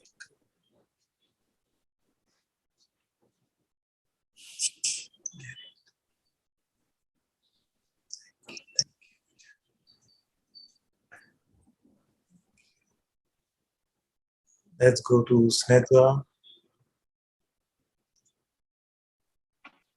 Hello, Ananta. Hello, my dear. Can you hear me? Yes. Okay.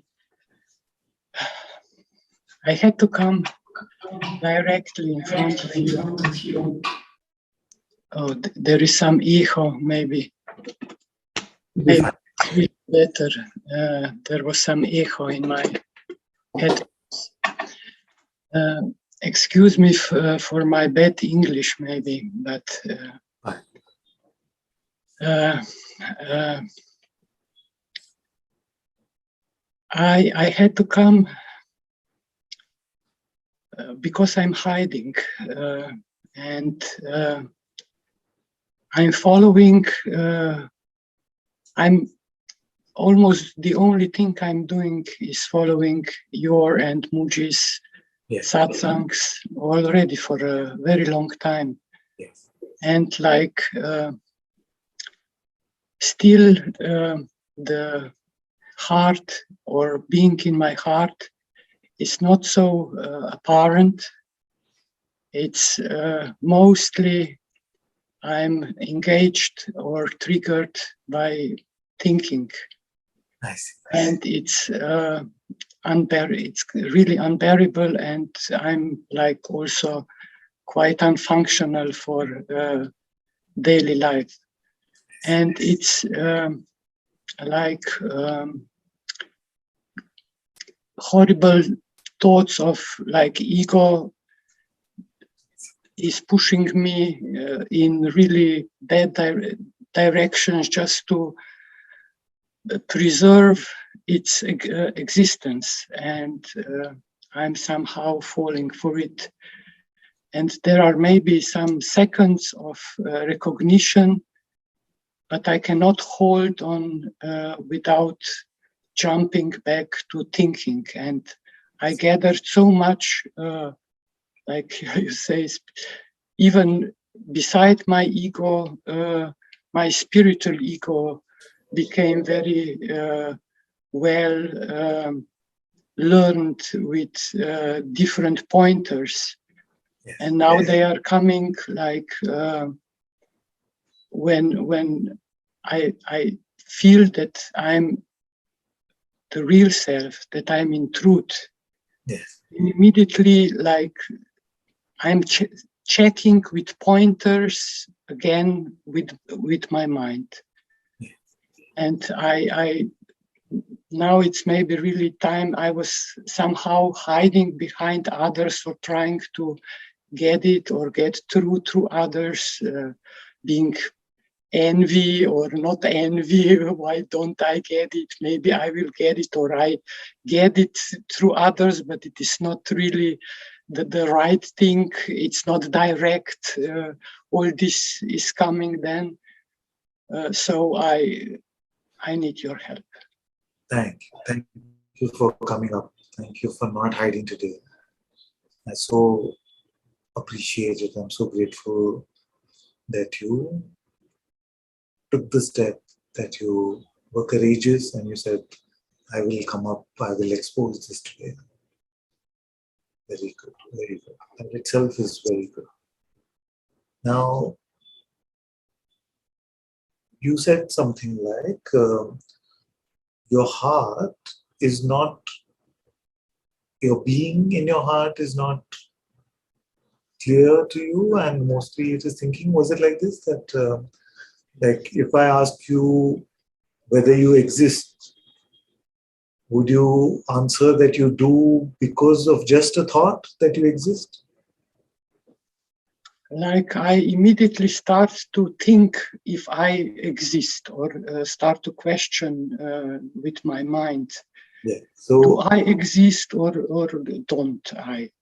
Yeah. So notice that although your mind may start throwing these thoughts at you, do I exist?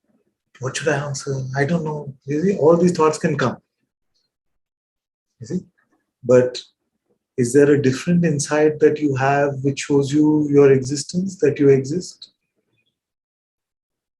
Or is it only thought?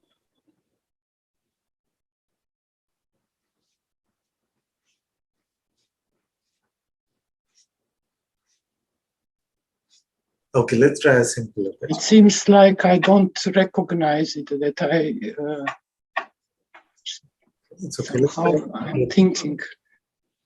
Are you sitting? Yes. To confirm that you are sitting, you had the perception of a body that was sitting, but that it is you sitting. Where was that known? Don't worry if the mind gets confused. Take your time.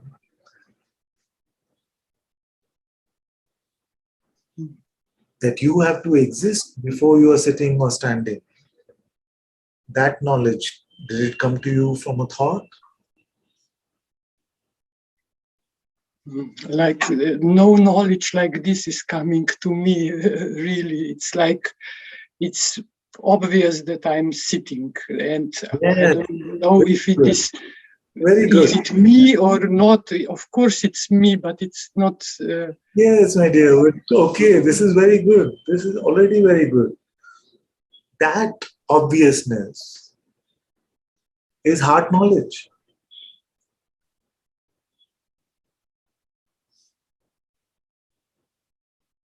You see, our mind will not accept that because we are expecting heart knowledge to feel like, oh, this must happen, it must be with so much love or something like that. No, it is that knowledge which does not need steps. It does not need thinking. It does not need time. I'm looking like for a recognition of it in a way. Like I'm all the time trying to recognize. I'm trying so hard. Yes, my child. Yes, very good. Very good. We're having this conversation because this is confusion that many of us have. What you are calling recognition, actually what you're waiting for is some sort of a perception of it. And when you're saying that it's obvious, you're saying, but it's just timeless. There's no perception needed. But this is the unperceivable knowledge.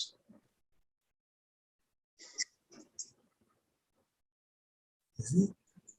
It can sound very funny because then you can say, but this has always been here. This obviousness has always been here. Before you start troubling yourself with thinking, it's already apparent that you are. Yes or no? Yeah, somehow directly, yes. I'm like That's speaking with you from somewhere else, not from through my head, and I Yes. cannot. I'm surprised that it is possible.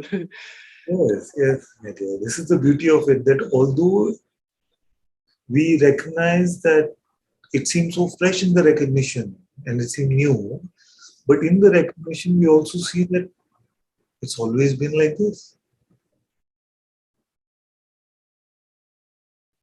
It's just so simple, just most direct, timeless. So you came to a recognition of your existence without needing a thought and without needing any perception. That is the intuitive insight.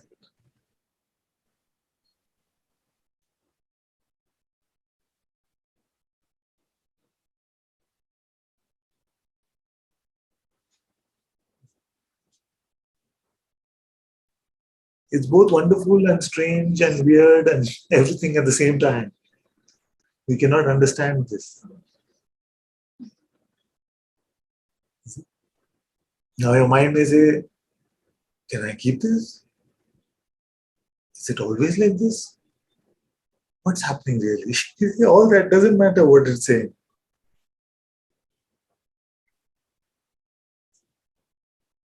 Yeah, it's really possible without going to my mind to be. That's it. So from here, without going to your mind, tell me if you have a boundary. No boundary recognized or perceived. Okay, let's see if we can go further. Just from here, without going to the mind, can you die? There is no dying. That's it. You're bringing tears to my eyes. Beautiful, beautiful. This is heart knowledge, my child.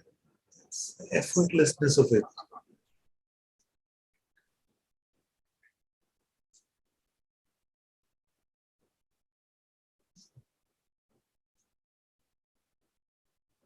This is the way of the heart. This is grace, where you may feel that for years we've been oppressed with the mind. We cannot meet the pointing from the masters. But in an instant, it becomes available.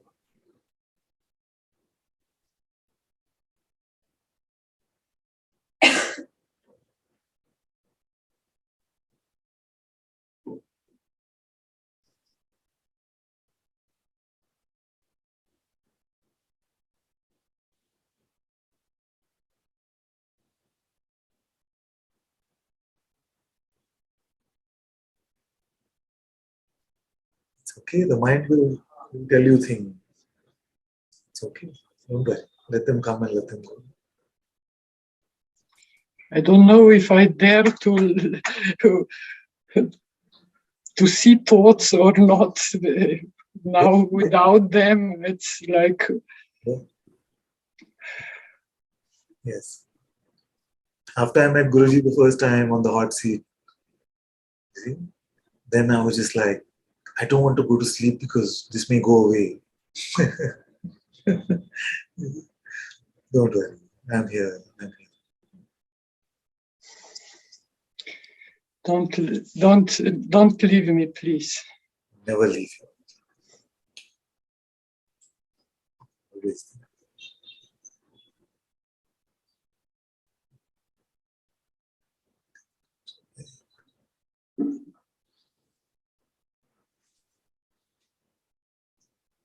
Don't have to hold on to anything tightly. You cannot lose this. It is my blessing to you. You cannot lose this.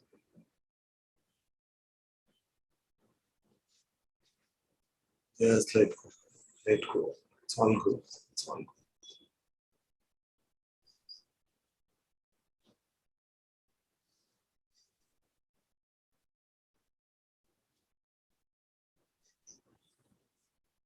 In one instant of this insight, you have met all the words of the masters. Don't try to understand this. You know this is true in your heart.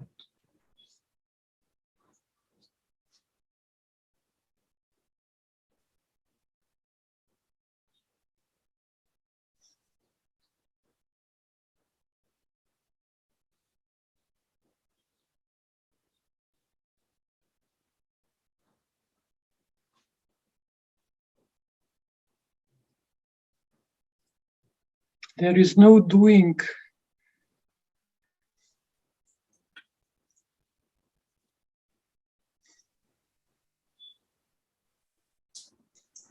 Very.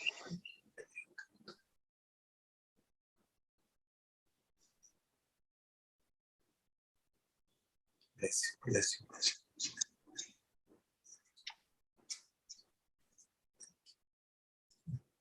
Thank you, thank you.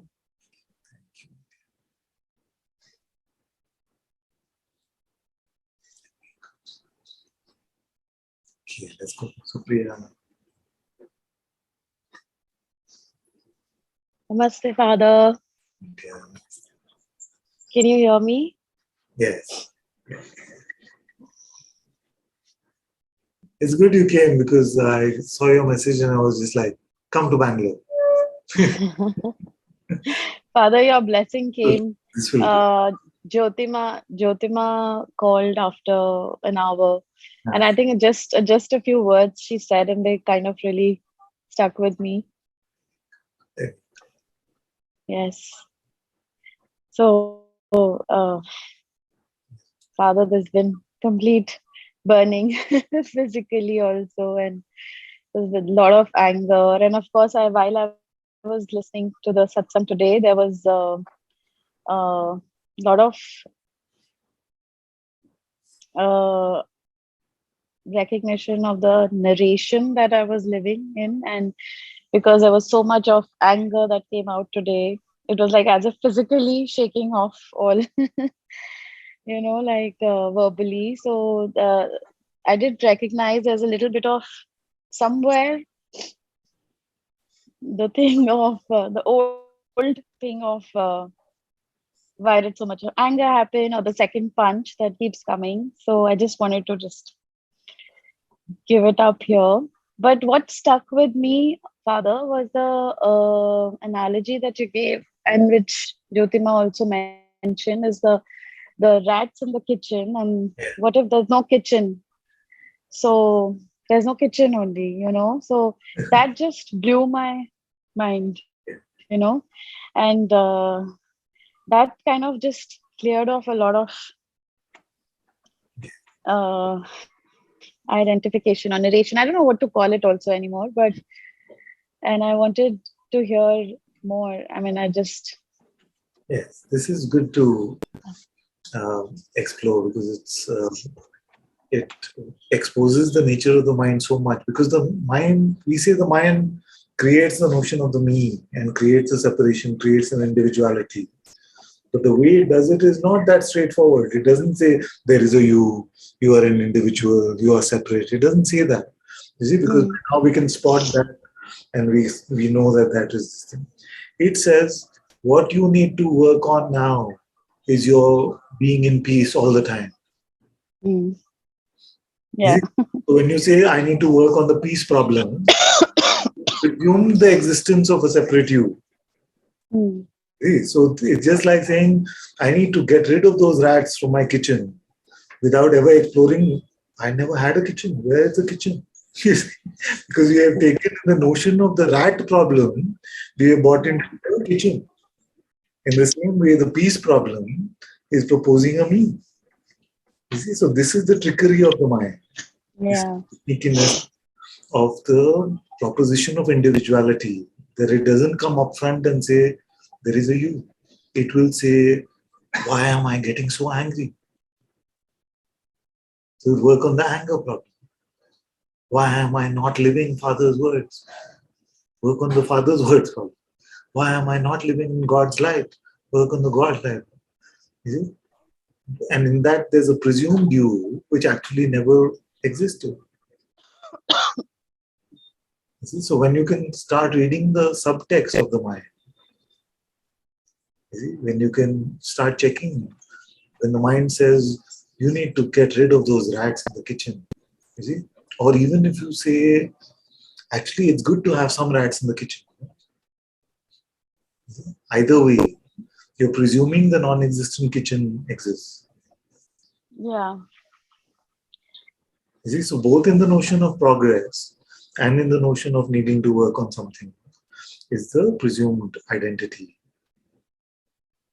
Father, I could see the identity or the position which said that it's okay from here for those rats to be there. You know, it was again another position of, like a spiritual angle, or, like I've been seeing how earlier with the spiritual tool, one would, be okay with things and everything. So there's a lot of sheets and layers to it that are falling. The spiritual compartment of our head is not spiritual at all. Is the most anti-spiritual. You see, it is spirituality. In the guise of spirituality, it is arrogance, it is specialness, it is a resistance to God. So it is the most devious form of egotism. You see, posing in the garb of well-dressed spirituality. Yeah, absolutely, Father. If you can be spiritual without the fire in your heart, then that is not a spirituality.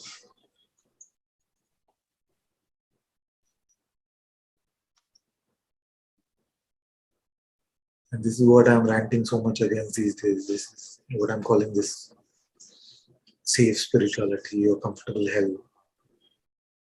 Yes, Father. I just had to come up because I was spotting all of these while you were speaking. We had a deal that you will shoot the spotter. Yes. Have you shot the spotter or no?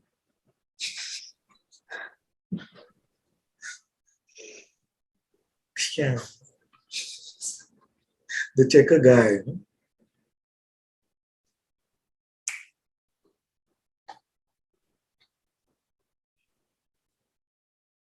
Your life is whose problem? That was the deal.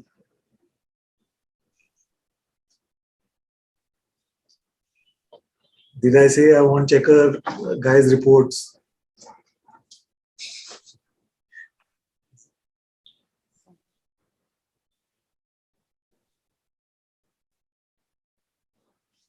You can come and share anything you want, of course. But the minute you take any of this is also like rats in the kitchen. I can spot this is happening to me. He's still talking about the rats. I can spot that in my kitchen, I'm imagining rats. It's still the same thing.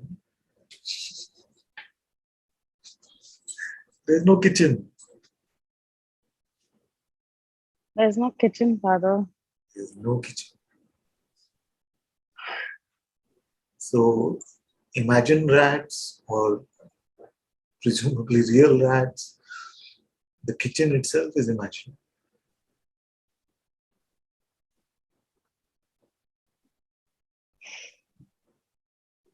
So what to spot now?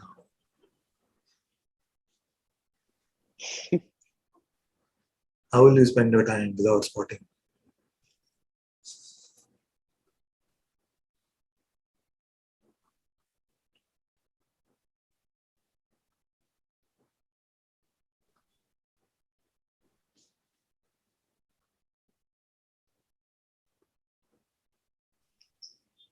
Very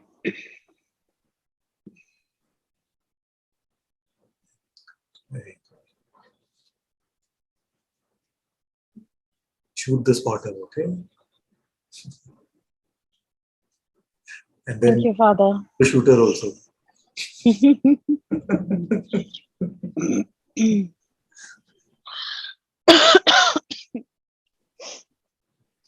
Very good.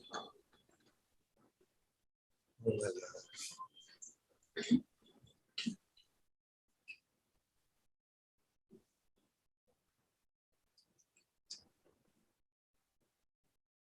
Thank you, Father.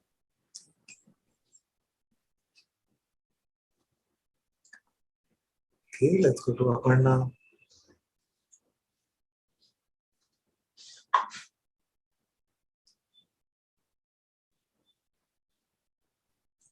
Aparna.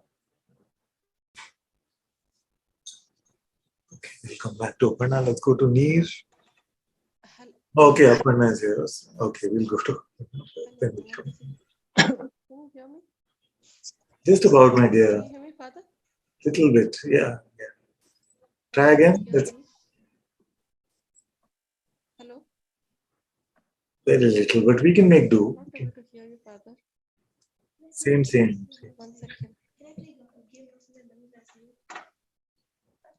Father, I'm not able to hear you. Yeah, your volume is also quite low. Now you're on mute again. Let's try once, otherwise we can go to the Zoom settings and see. Can you hear me now? I can't hear you. Can you hear me? Can't hear? Throughout Satsang you could hear, or only now you couldn't hear? Can I log out and log in? Huh? Can I log out and log in? Can't make out. Can you make out? No. Ah, yes, just try once. But how will she hear? She can't hear.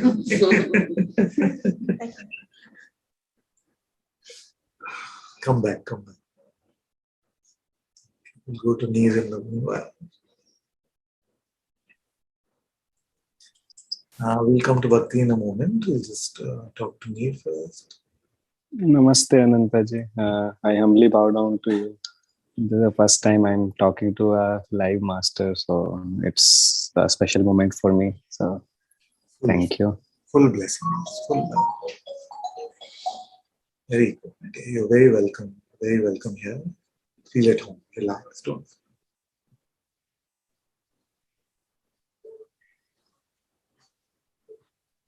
Ananta-ji, I have a very, very simple question. Yes. Like, and even to use any words, it's feel like I'm moving away from myself.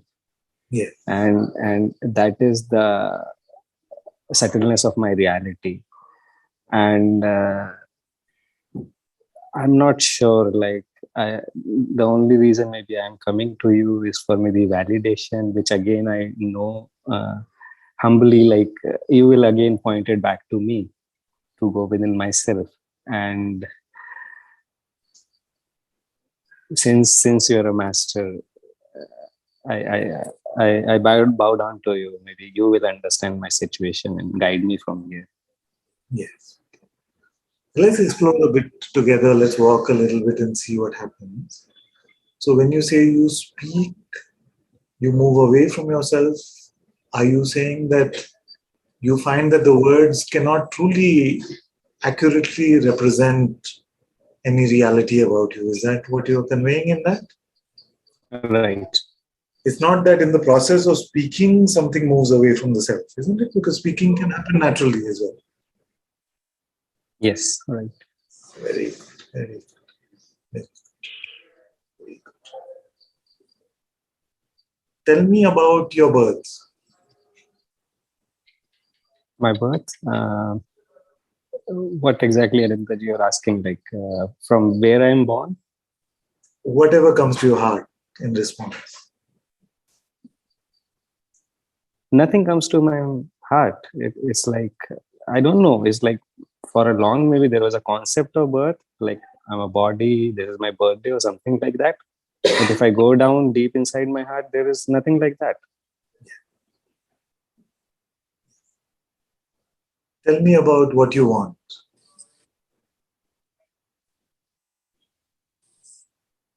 Nothing.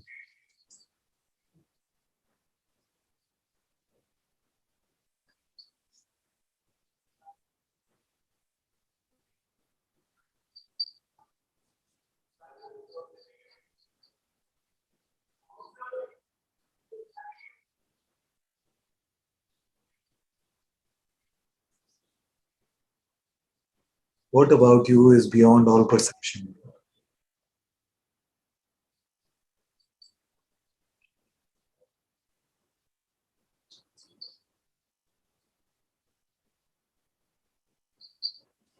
There is no answer to it, Anantaji, because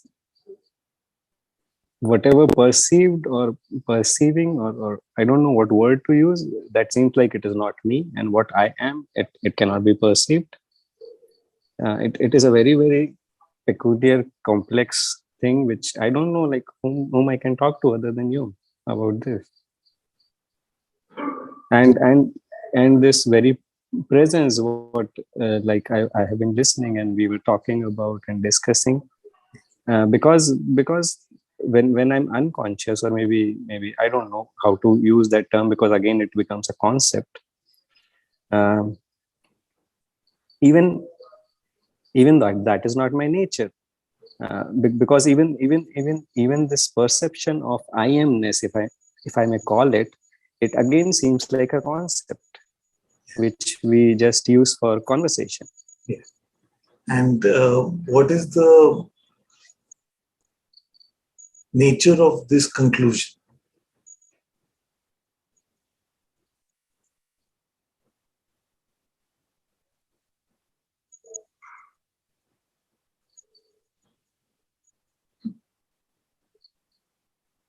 There is no conclusion. The conclusion itself falls short of it.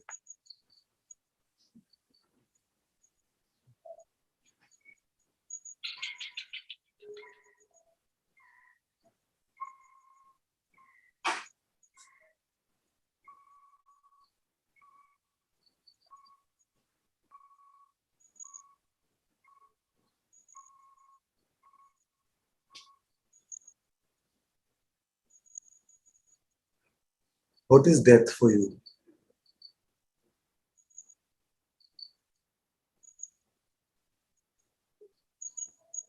And as soon as we speak, my mind comes into picture, and then it feels like maybe it's just falling off the body for me.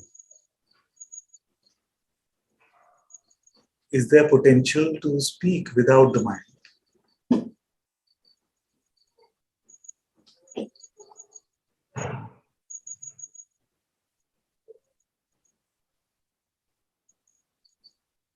Even without the mind, there is no potential. Even with the mind, there is no potential. Like it is just something which I don't know. We might call it a habit which we have picked up, or I have picked up since birth. But I spend a lot of time in my silence, and I to be very fair, Anantaji, like this is happening to me, like I have lost interest in everything because everything just feels like a concept to me. Now, if I explain it to others, they seem like I'm dispassionate or disinterested, but I see it from the point of view of the futility of it. Even there is no conversation between two people. I live in my own world and those people live in their world, and we are trying to make out something out of it. The I that you refer to, it's for communication mostly. I get that sense already, so it's good. But is there a recognition of that I which is not based on perception?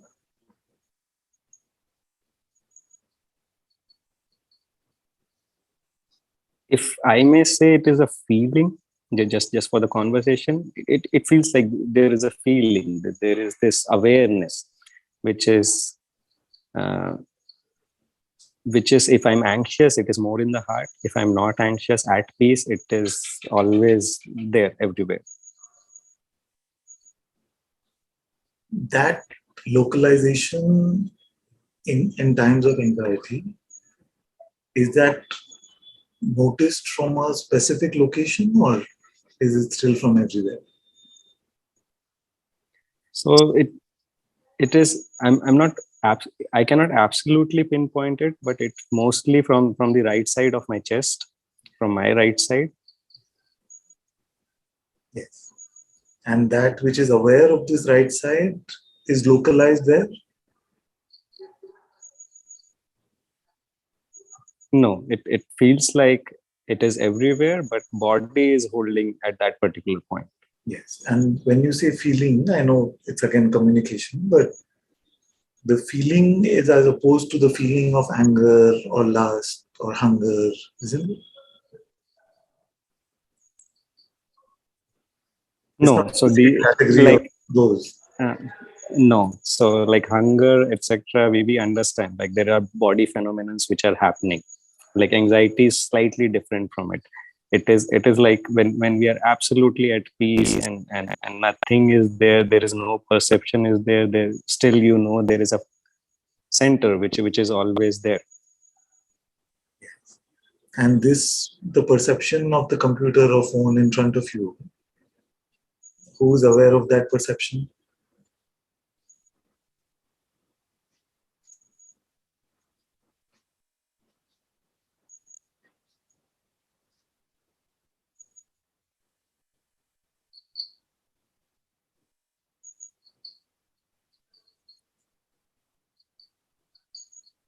It's the same point.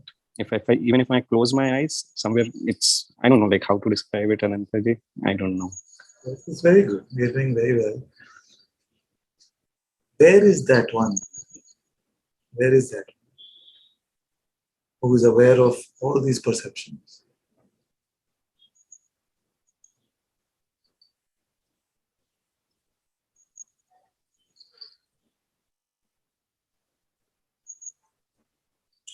If I'm absolutely silent, it is everywhere, because perception itself is something which happens from body.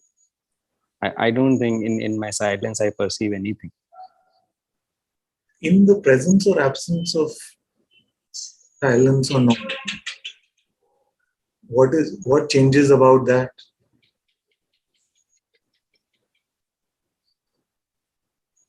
So it feels like there is a stillness, everything arises from it and everything dissolves in it.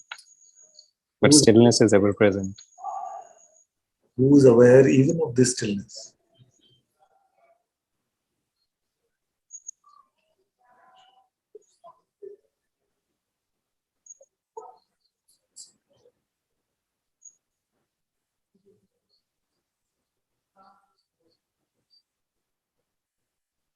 I think stillness is self-aware, Anantaji. You think, or you recognize, or you see? What mode of knowledge is that? There is no mode of knowledge in that. It's self-aware. I think knowledge itself is the essence of it. Is this inference conceptual or insight? While we are talking, it seems like an inference, but when you are still, the stillness is self-evident. Take your time. Try now. Try to make it evident now. You can take as much time as you want because this is what I'm here for. So don't be under any pressure to answer or make it a conversation. Notice if that awareness, which is aware of all perception, including the presence of your being, whether that is conceptual knowledge, whether that is perceived in some way, even as a dark, empty space, which is also perception, or is it beyond these?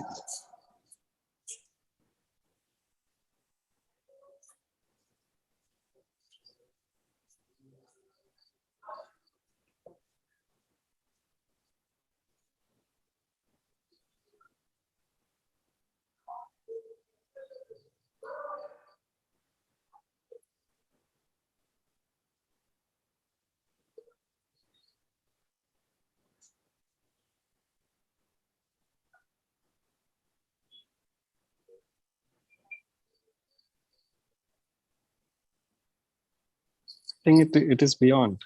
It contains everything, but it is beyond. It is beyond. Does this knowledge have to travel from that intuitive obviousness, the apparency, which is so simple? Does it have to travel through like a process of mental confirmation and then flow to the mouth, or can it be straight heart to mouth?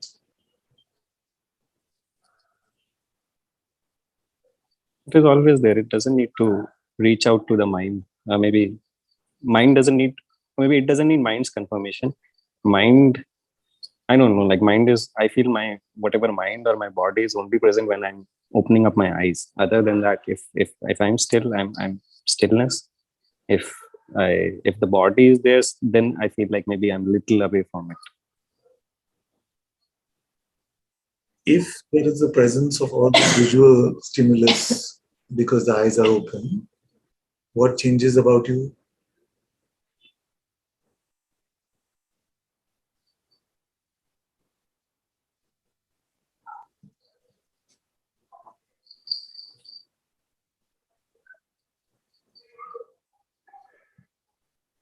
Nothing, but it feels like body awareness is there is this denseness of body awareness which is more there than that subtleness of feeling, or maybe subtleness of presence which is there. And does the broadness or subtleness have any effect on you?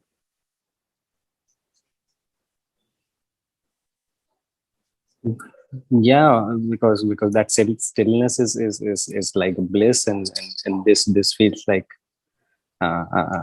this feels like really gross with everything moving around, etc. And bliss is valuable to you?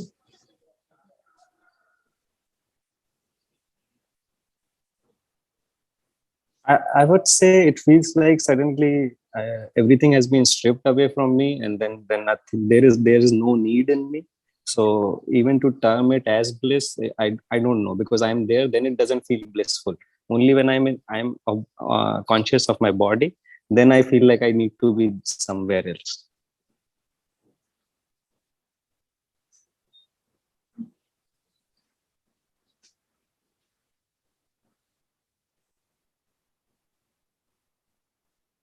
What does validation mean to you?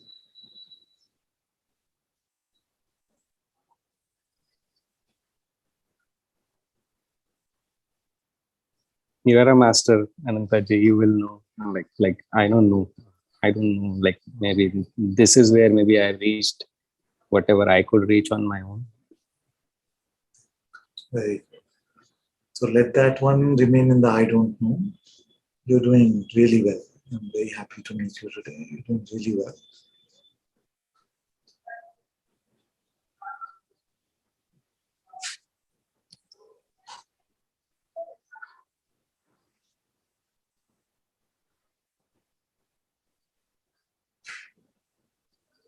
Become very comfortable with I don't know now. Make that your friend.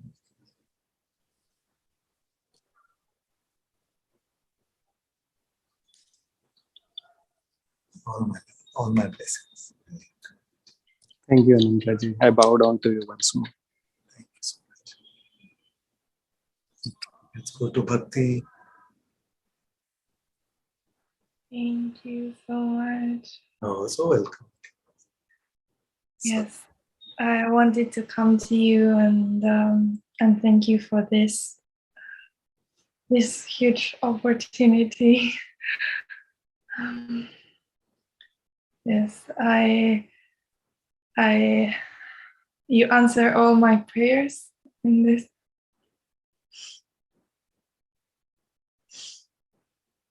And I had to write down my question because I forget it. Yeah. Let's hear. Yes. So I tend to see the things appear and I push them away, and so they still comes, because when these things come up and I don't know if they are true or not, the tendency is to push them away, because in the moment there's no clarification. Yes. So it's like very uncomfortable to really discern and know. And it feels very mental. So it's like, no, this is not. Oh no, this is not. This doesn't smell good. So it's like, in that moment, it's like, yeah, that's maybe in the moving of life, when things have to happen, it doesn't feel natural sometimes. Like there's an effort to, and I know it's very common, but I just wanted to leave it to you, Father. Very. So let me see if I got the sense of what you're saying. You're saying that sometimes things come up, they may be in the form of thoughts, ideas, and then there is a negation of them. No, this is not true, which is another thought. You see? So it's like thoughts colliding with thought. Is that how it is? Is that how it's? Yeah, and this like discerning, what's true. But then I see that the reaction is to go with the thought, because there is no clarity. Yes. So it's very like suffering so much. It's not nice. Good. So let's see if we can look at this together. So suppose that you did not have to negate it with a no. You just allow it to come and to go naturally. What would happen?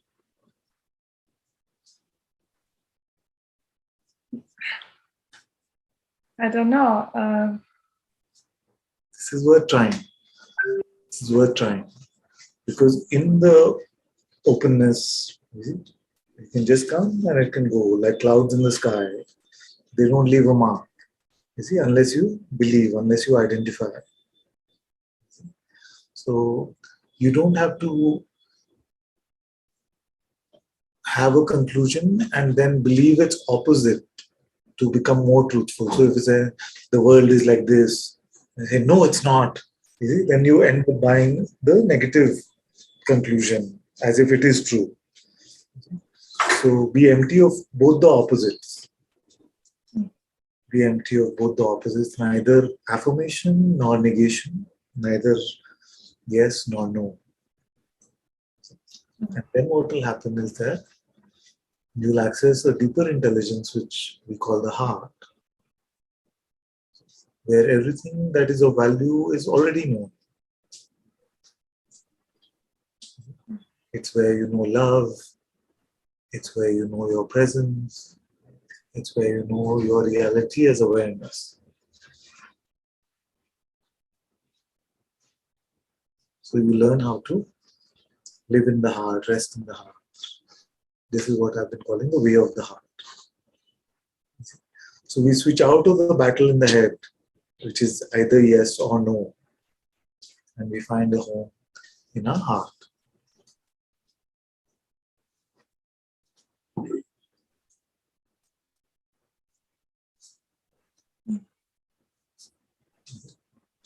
There, all the highest gifts are already found.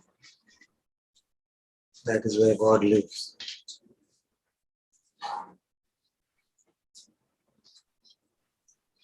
It's that simple, actually. And with the innocence that you have, It's very simple for you actually.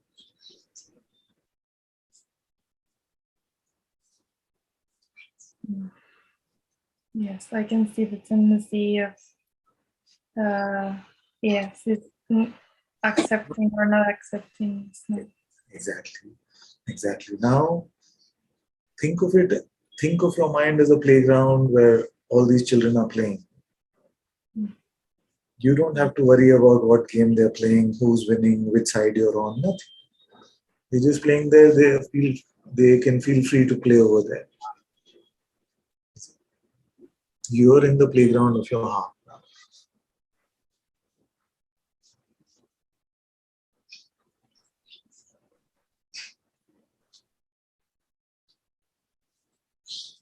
How to be in the playground of the heart? It's automatic. If you're not in the playground of your head, it's automatic. Yes. Yes. That's all. And you can live like this. I'm here to show you that you can live like this. Yes. It's crazy. Easy, full on. Oh, thank you. Oh, so well. What a blessing, Father, to be at your feet. And thank you so much. Yes. I love this uncomplicated spirituality. It's very beautiful. It touches my heart. Very good. Very good. The name is very apt. Very good.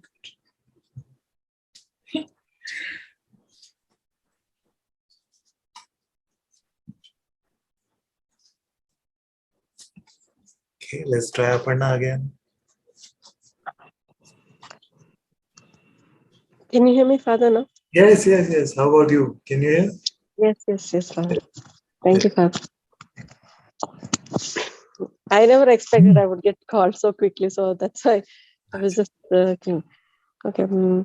I just came, Father, just thought to expose few things going on with a lot of anxiety, fear, and everything, and also I've been.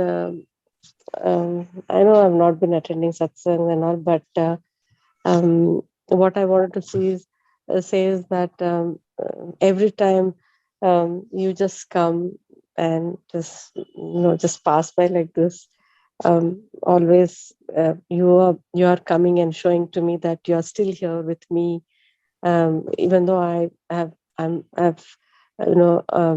very busy with so to say life and everything. Maybe I've forgotten what is satsang, what is all the spirituality, everything I would have forgotten or I have forgotten, I'm not sure. But you still come and you still remind, hello, I'm still here. So yesterday you and Garimaji both came, and today morning also you came. I'm like, okay, I need to come and say hi to you, hello to you.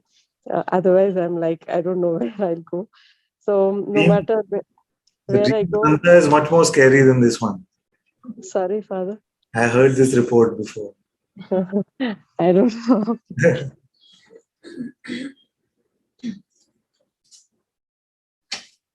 Huh? It's like I don't know how this is happening, but I keep coming back, and you keep coming and reminding me that you're here. That's something which pulls me to you. Whether I follow you or not, whether I follow or not, I'm not sure. But there is something which is here inside, whether it is in my heart or in my head, I'm not sure.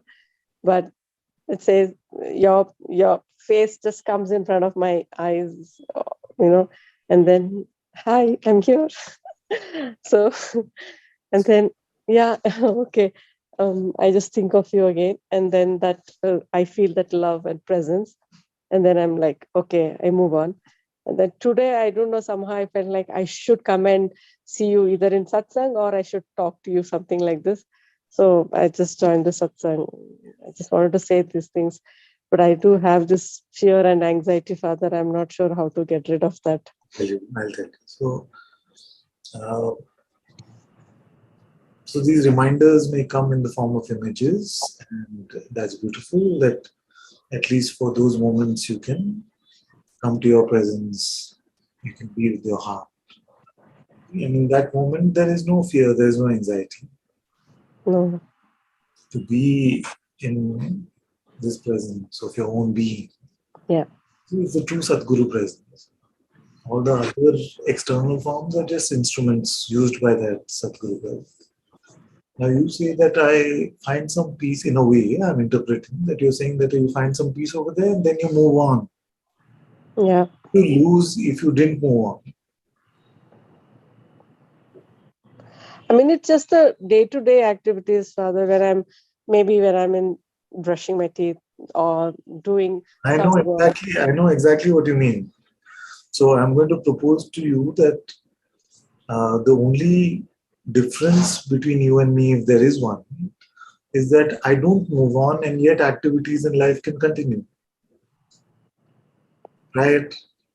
Will you try it? The reminder comes. Use it and stay. Don't go. Stay with what, Father? The same presence, which becomes palpable when you have a reminder. That means it's always with you. Yeah. It's always with you. You just, it's like alarm clock rings. You remember the presence within you. Yeah. Yeah. Now the alarm clock is not so that you remember momentarily. It's like something is knocking from inside, like you're coming. Yes. It's like only you coming from inside and telling, I'm here, I'm here. Sometimes it is continuous. Probably I may not notice also. Or probably you're calling inside, I may not notice it. Instead of remembering momentarily, which is not a function of memory, but you know what I mean by remembering momentarily. Forget momentarily. That is going to happen in the human condition anyway, that we will forget momentarily. But you switch the game from remembering momentarily to forgetting momentarily. So what am I supposed to do? You said yourself. I am reminded, I find the presence within, it is always there. And then I move on. Now don't move on, but allow your body to move as it is moving. Yeah. You don't even have to fixate your attention. Yeah. You don't even have to fixate your attention because you don't meet presence with your attention, although it may seem that way. Because your being in your presence is much bigger than what your attention can show you. So it is just to remain with that intuitive insight. Provisionally, I'm just going to call it an intention, although it's not an intention. So don't have the intention to move from there. Okay. That's all. Try living there. Try to build a house there. This anxiety thing comes up. Is that it becomes like a usual worldly spirituality where I visit a temple once a day or I do puja once a day and we remember God for that moment and then we forget about it. Yeah. Yeah. Stay in the temple of your heart all the time. Forget momentarily. The reminder will come and bring you back. And your worldly activity, all of the thing which needs to happen outwardly can continue to happen.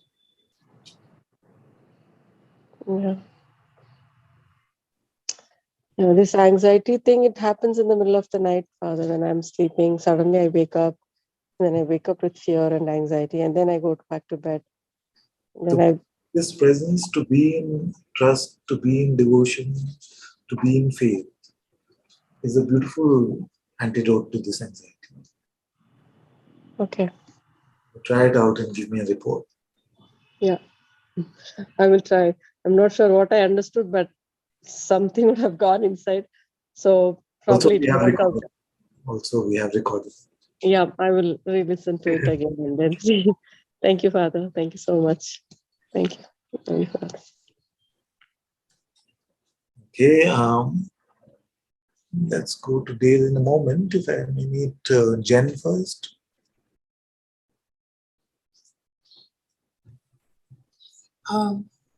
Hello, Guruji. Hello. hiding from you from last time I spoke to you. Yeah. In fact, You what happened after satsang got over, it came to me that I'd asked Jen to make a report. So maybe she's hiding. So I'm so happy you came. yeah, I've been having a difficult time. You said surrender completely. And I've been trying to do that. And I realized I don't know how. Yeah. But you have been burning a lot of things away. I could feel your presence in my struggle. And then I said, I thought I loved you. And then I said, no, I can't, because in my life, I lost everyone that I loved. So I didn't want to lose you. So I chose not to love you. So I hope you keep that in mind and not let me go, because I feel like I need you a lot. I know there's a lot that I need to put at your feet, but I just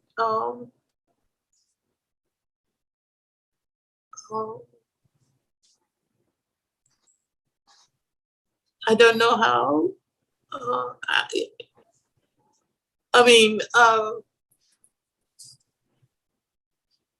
There's just a lot of fear, and a lot of fear of being abandoned. Mostly because right now I'm being freshly abandoned by a lot of people. And then I had to also give up as part of the surrender, because I couldn't do that and this. So I lost a little bit of support that I did have. It was toxic anyway. And so I'm not sure where I am. I just didn't want to hide. I promised to give you a report, and I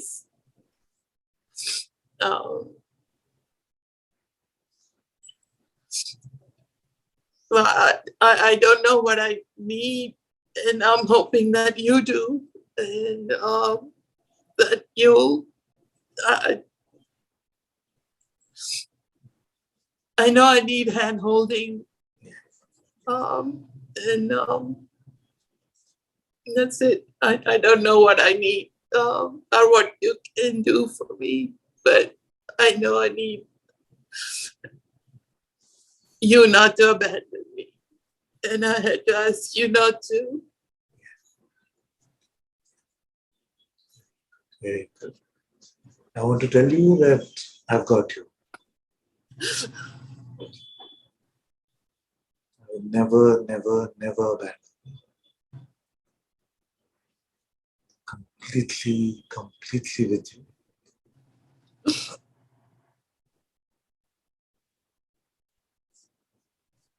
Now, the good thing is that in your report, I noticed a few times you said you don't know how.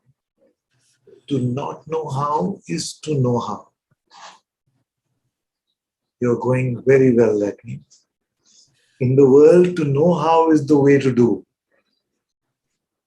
In satsang, to not know how is to do. If you knew how, then it would not be a surrender. Oh. It's that you don't know how. That is your surrender. The words will not make sense to your mind, and they're not meant to. But your heart hears them, isn't it?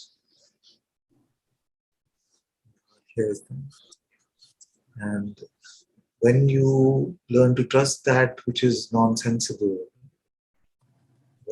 which doesn't compute in your head, but your heart can smell the fragrance of it. If we made a how out of surrender, then it will just become a bookish sort of idea. See? Just to jump without knowing how to jump, where to jump. Am I jumping right? Is this what he's trying to say? That is the way. It is the only way.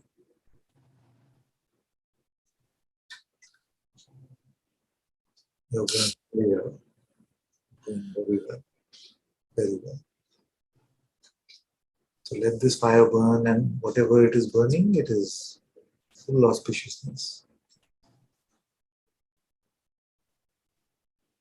You're fully taken care of. Fully in my heart.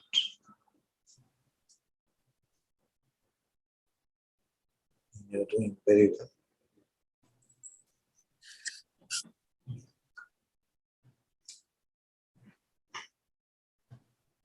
Continue in this not knowing. And this is the resting in the heart. Moment to moment. If guidance is needed, it will also come in the heart. You're never abandoned.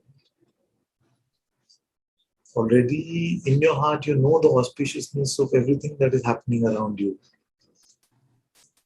It can be painful because of our attachments, but in your heart, you know that it is good.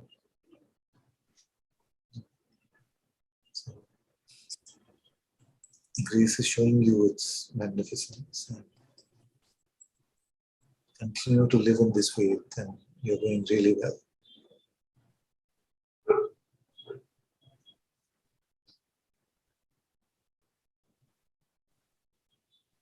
Already, there's a sea change from our first conversation to this one. It's beautiful.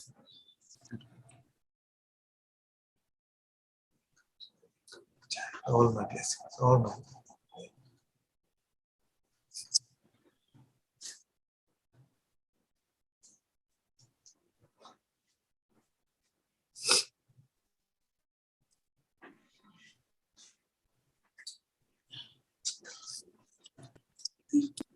Okay, let's go to Dale. Dale has picked up his kids. No, I've dropped them off. Drop them. No, for now, I've discharged my fatherly responsibilities, but they'll want me again soon. That's great. That's very sweet. Yes.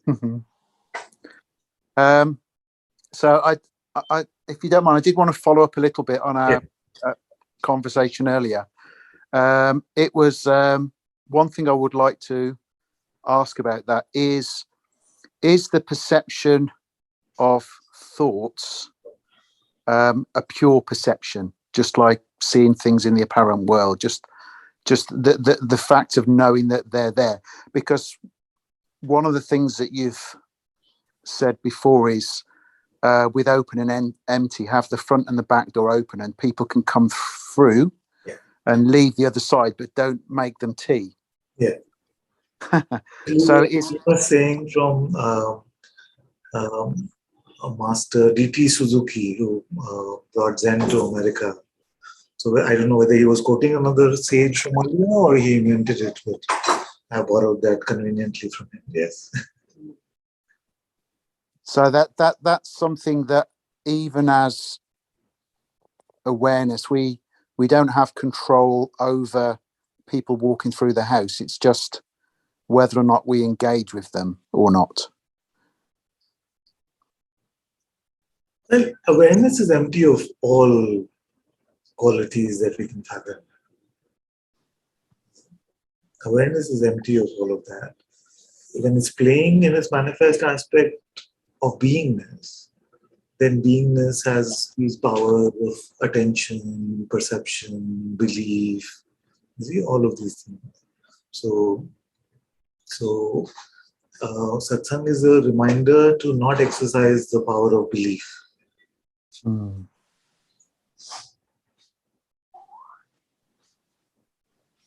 But awareness is in a different realm compared to all of this.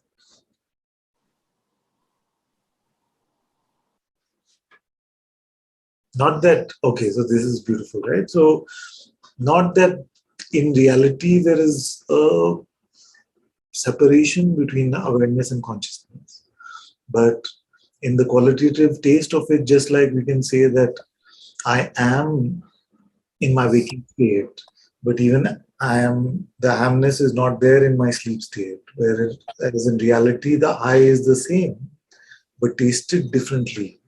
That is the only difference between I and I am. It's like ice and water. It's still water, but if somebody throws ice at you, it can hurt.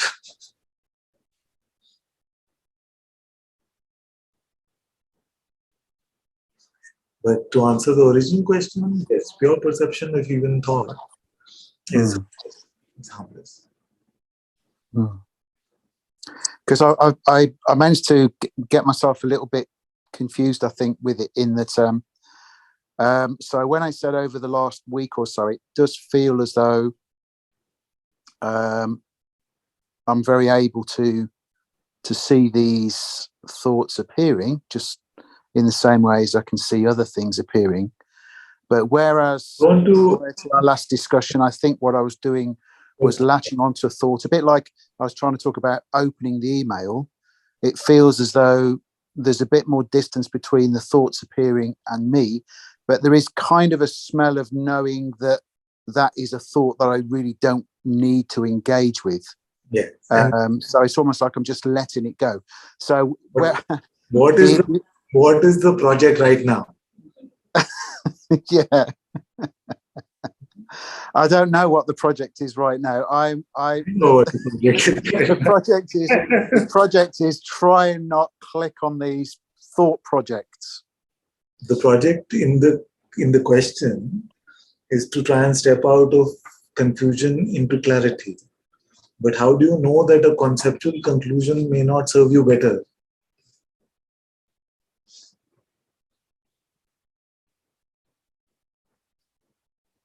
I think I know from experience, conceptual conclusions don't do me any favors. Exactly. And what about conceptual confusions? That's what tends to happen if I do follow the conceptual conclusions. Exactly. So if there is confusion, that is an invitation to look for knowledge beyond your head. Mm-hmm.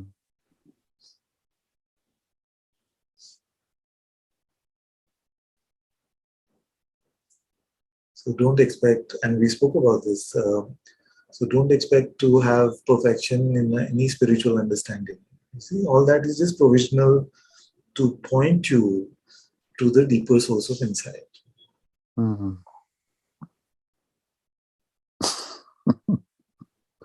So this is me doing it again, possibly where it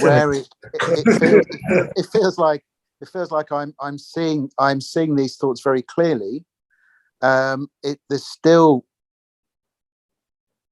part of the mind that's feeling it's the arbiter of whether to engage with these thoughts or not. Yeah. Where you can conduct these inquiries in the guise of contemplation is not where you know that you exist, isn't it? Mm.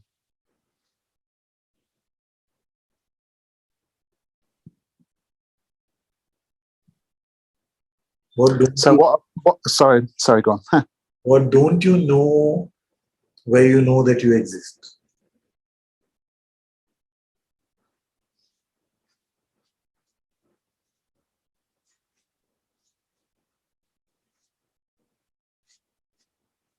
Conceptually, where I know I exist, I don't know anything. I am proposing to you that you know everything. Oh, okay. There where you know yourself, your presence, God's light as I call it, nothing is unknown. You may not necessarily have the words for it yet, have a framework for it yet. You may not be able to express it. But see in your heart where it is so clear that everything is known.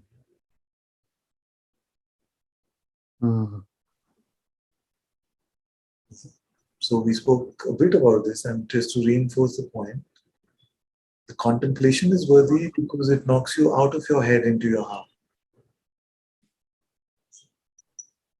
But if we become attached to the idea of resolving it in the head, then that part of it can be chopped away.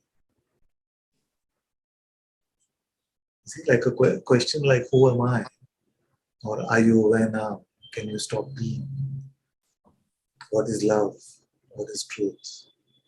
What is music? Mm-hmm. Where can we find the answers to this?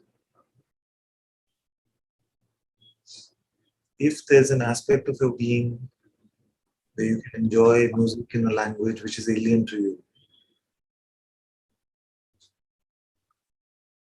then you see that you don't need to always have the words to explain that knowledge to confirm that it is true knowledge. If you can find that where love is apparent to you, where non-separation is apparent to you, where your own being is apparent to you, where you are is apparent to you, you never need to leave that place. It's not a place, of course. But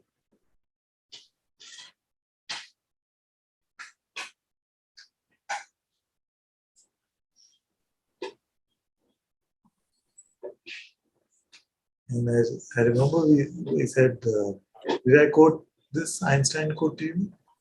That I may think 99 times, but it's the one time I swim in the ocean of silence where the answer comes.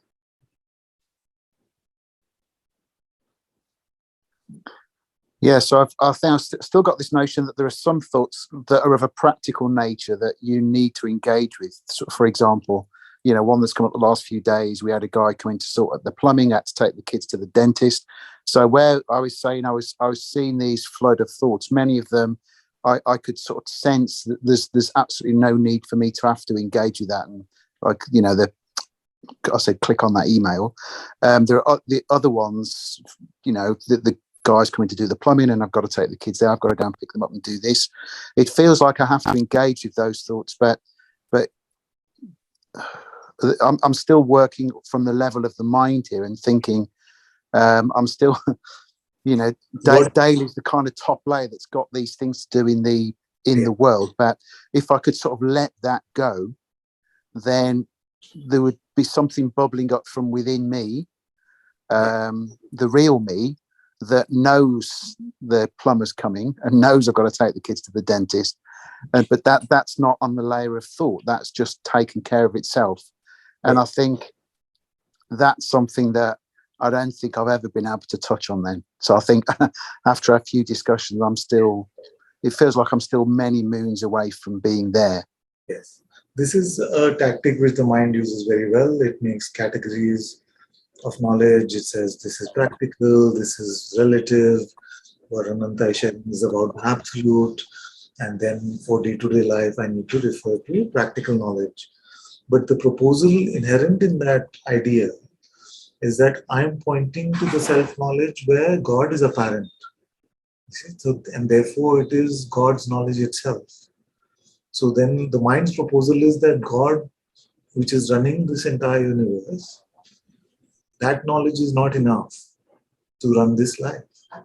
See? And it proposes this fear that unless I refer to the practical mind to do these seemingly practical things, I will make a mess. I will make a mess out of this life, which you actually cannot. But more importantly, one moment of meeting God is completely worth a completely messed up life.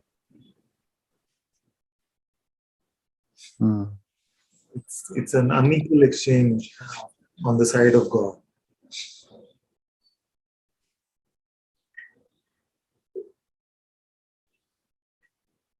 And this is what I mean by risk it all.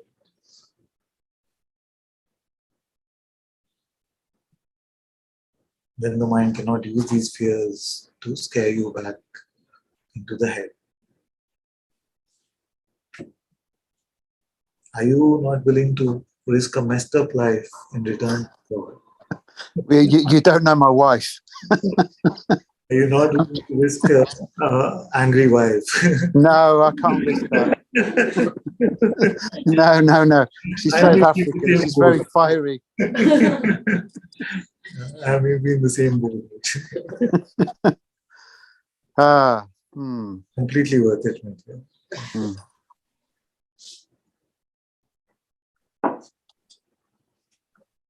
I don't. I think I'm quite. There's quite a bit of confusion here now then, because when I do the inquiry of "Are you aware now?" from that place, there are still these thoughts that appear. From that place? Yeah, I don't quite know how to word it. It does when I do that inquiry. Okay, let's slow down. Which feels really beautiful. It does still seem that there are thoughts that appear whilst I'm apparently in that place that I have the ability to get engaged with or not. And that's kind of where I was at. So maybe the analogy of the email is not very good. It feels a bit more like say these glasses are a heads-up display, and I can constantly see some sort of flow of thoughts that I can either click on and engage with. For example, oh, this is an important one. This is about the plumber. But the other ones, like I was saying last time about thoughts in the past of things that used to wind me up, I get the flavour. I really don't need to engage with that. Whereas I think before I was engaging with that. But now it feels like, I don't know. Maybe I'm not even in the right place then when I'm doing the "Am I aware now?" inquiry. Yes, very good. So, so firstly, as you're in the apparency of self-knowledge, all perceptions can come, including thought. It's completely fine. It's completely fine. Secondly, I still smell a lot of self-concern, which we need to burn up somewhere. So one invitation is that if you call me father, then let it all be my problem.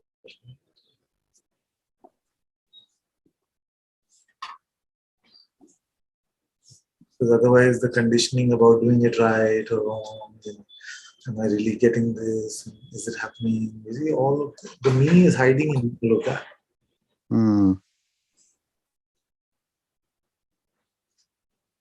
And that's been sort of a theme in our conversation.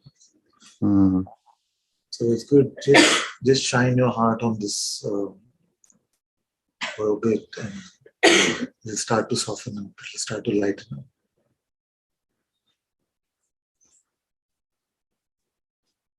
Don't try to make a better version of you.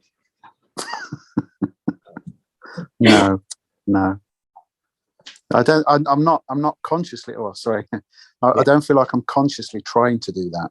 Yes, it's just it's the force of habit. It's just like ambition is like to try and become better, do things better, not make mistakes.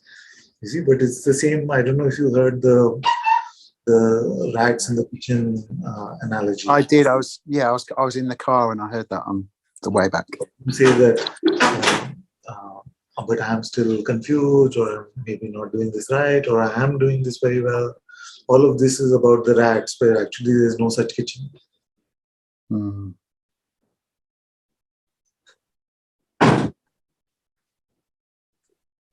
Good and bad, hand everything over.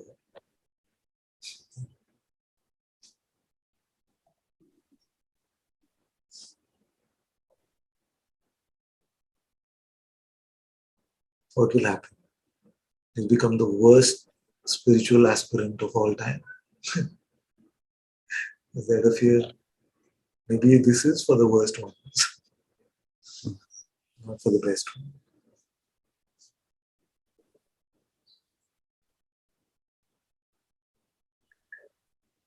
I think it's. I don't really. It feels like instinctively I don't really know what I mean by handing everything over. Yeah. I don't really. It doesn't feel like there's things I'm really burdened with, but at the same time, I think I am. I'm sure I'm still treating this in the mind as a project or something to solve and to get. Where are you now? Where are you referring to now as the source of truth? Probably the mind, I think. So that's it. Just hand that over.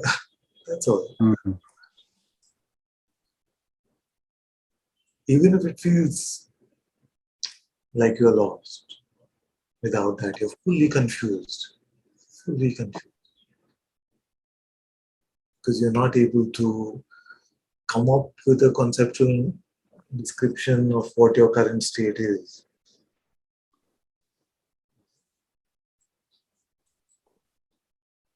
That is to hand over. To be headless is to hand over.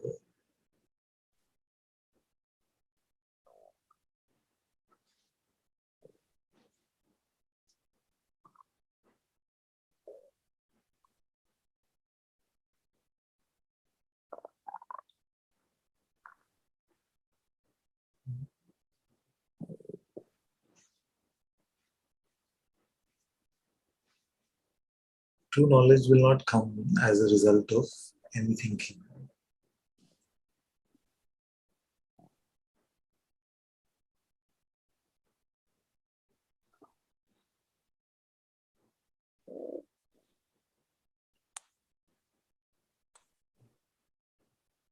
Where can we go for truth?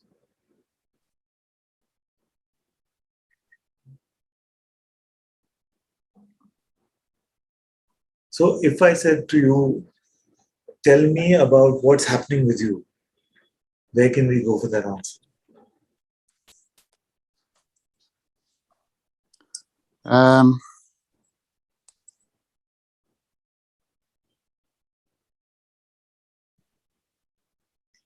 What can tell us, what can give us a description of our current state, which is true? Is it describable? Is it conceptualizable? Which concept can capture? Not really. It's not really describable. I think it's kind of senseless. Because to use again the metaphor, because we are the elephant in the elephant and six blindfolded men story. We are the elephant in that story. So the mind will sometimes say, oh, this is a pillar, sometimes say this is a pipe, sometimes say this is this. It has nothing to do with your reality. Mm-hmm.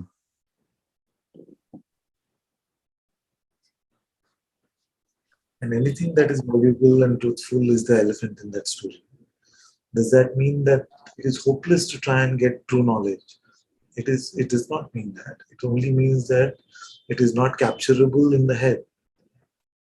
But where you know yourself, where awareness is apparent without even using attention, that is where all things are known.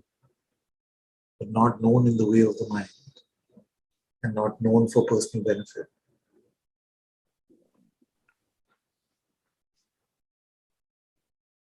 What is it that has the ability to hand things over? Is that's consciousness can, because clearly my mind is. So for you to hand over means to not understand. Even the answer to this question.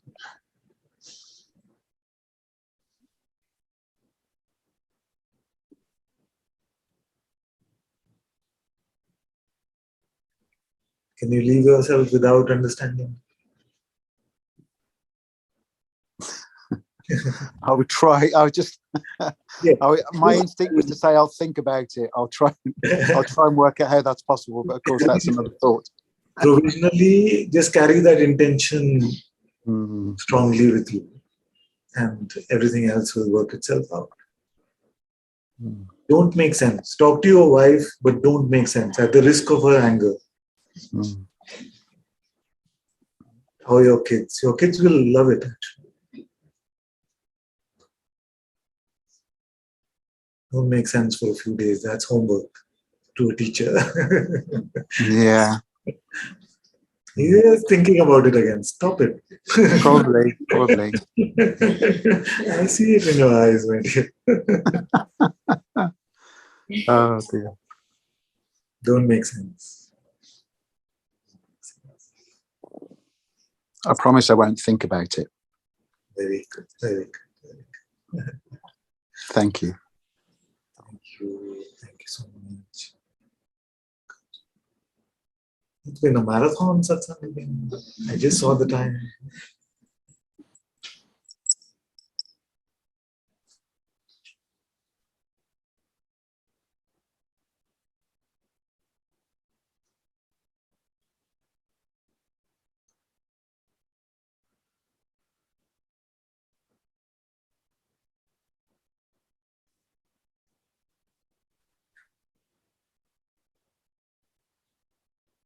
Thank you also for being in Satsang today.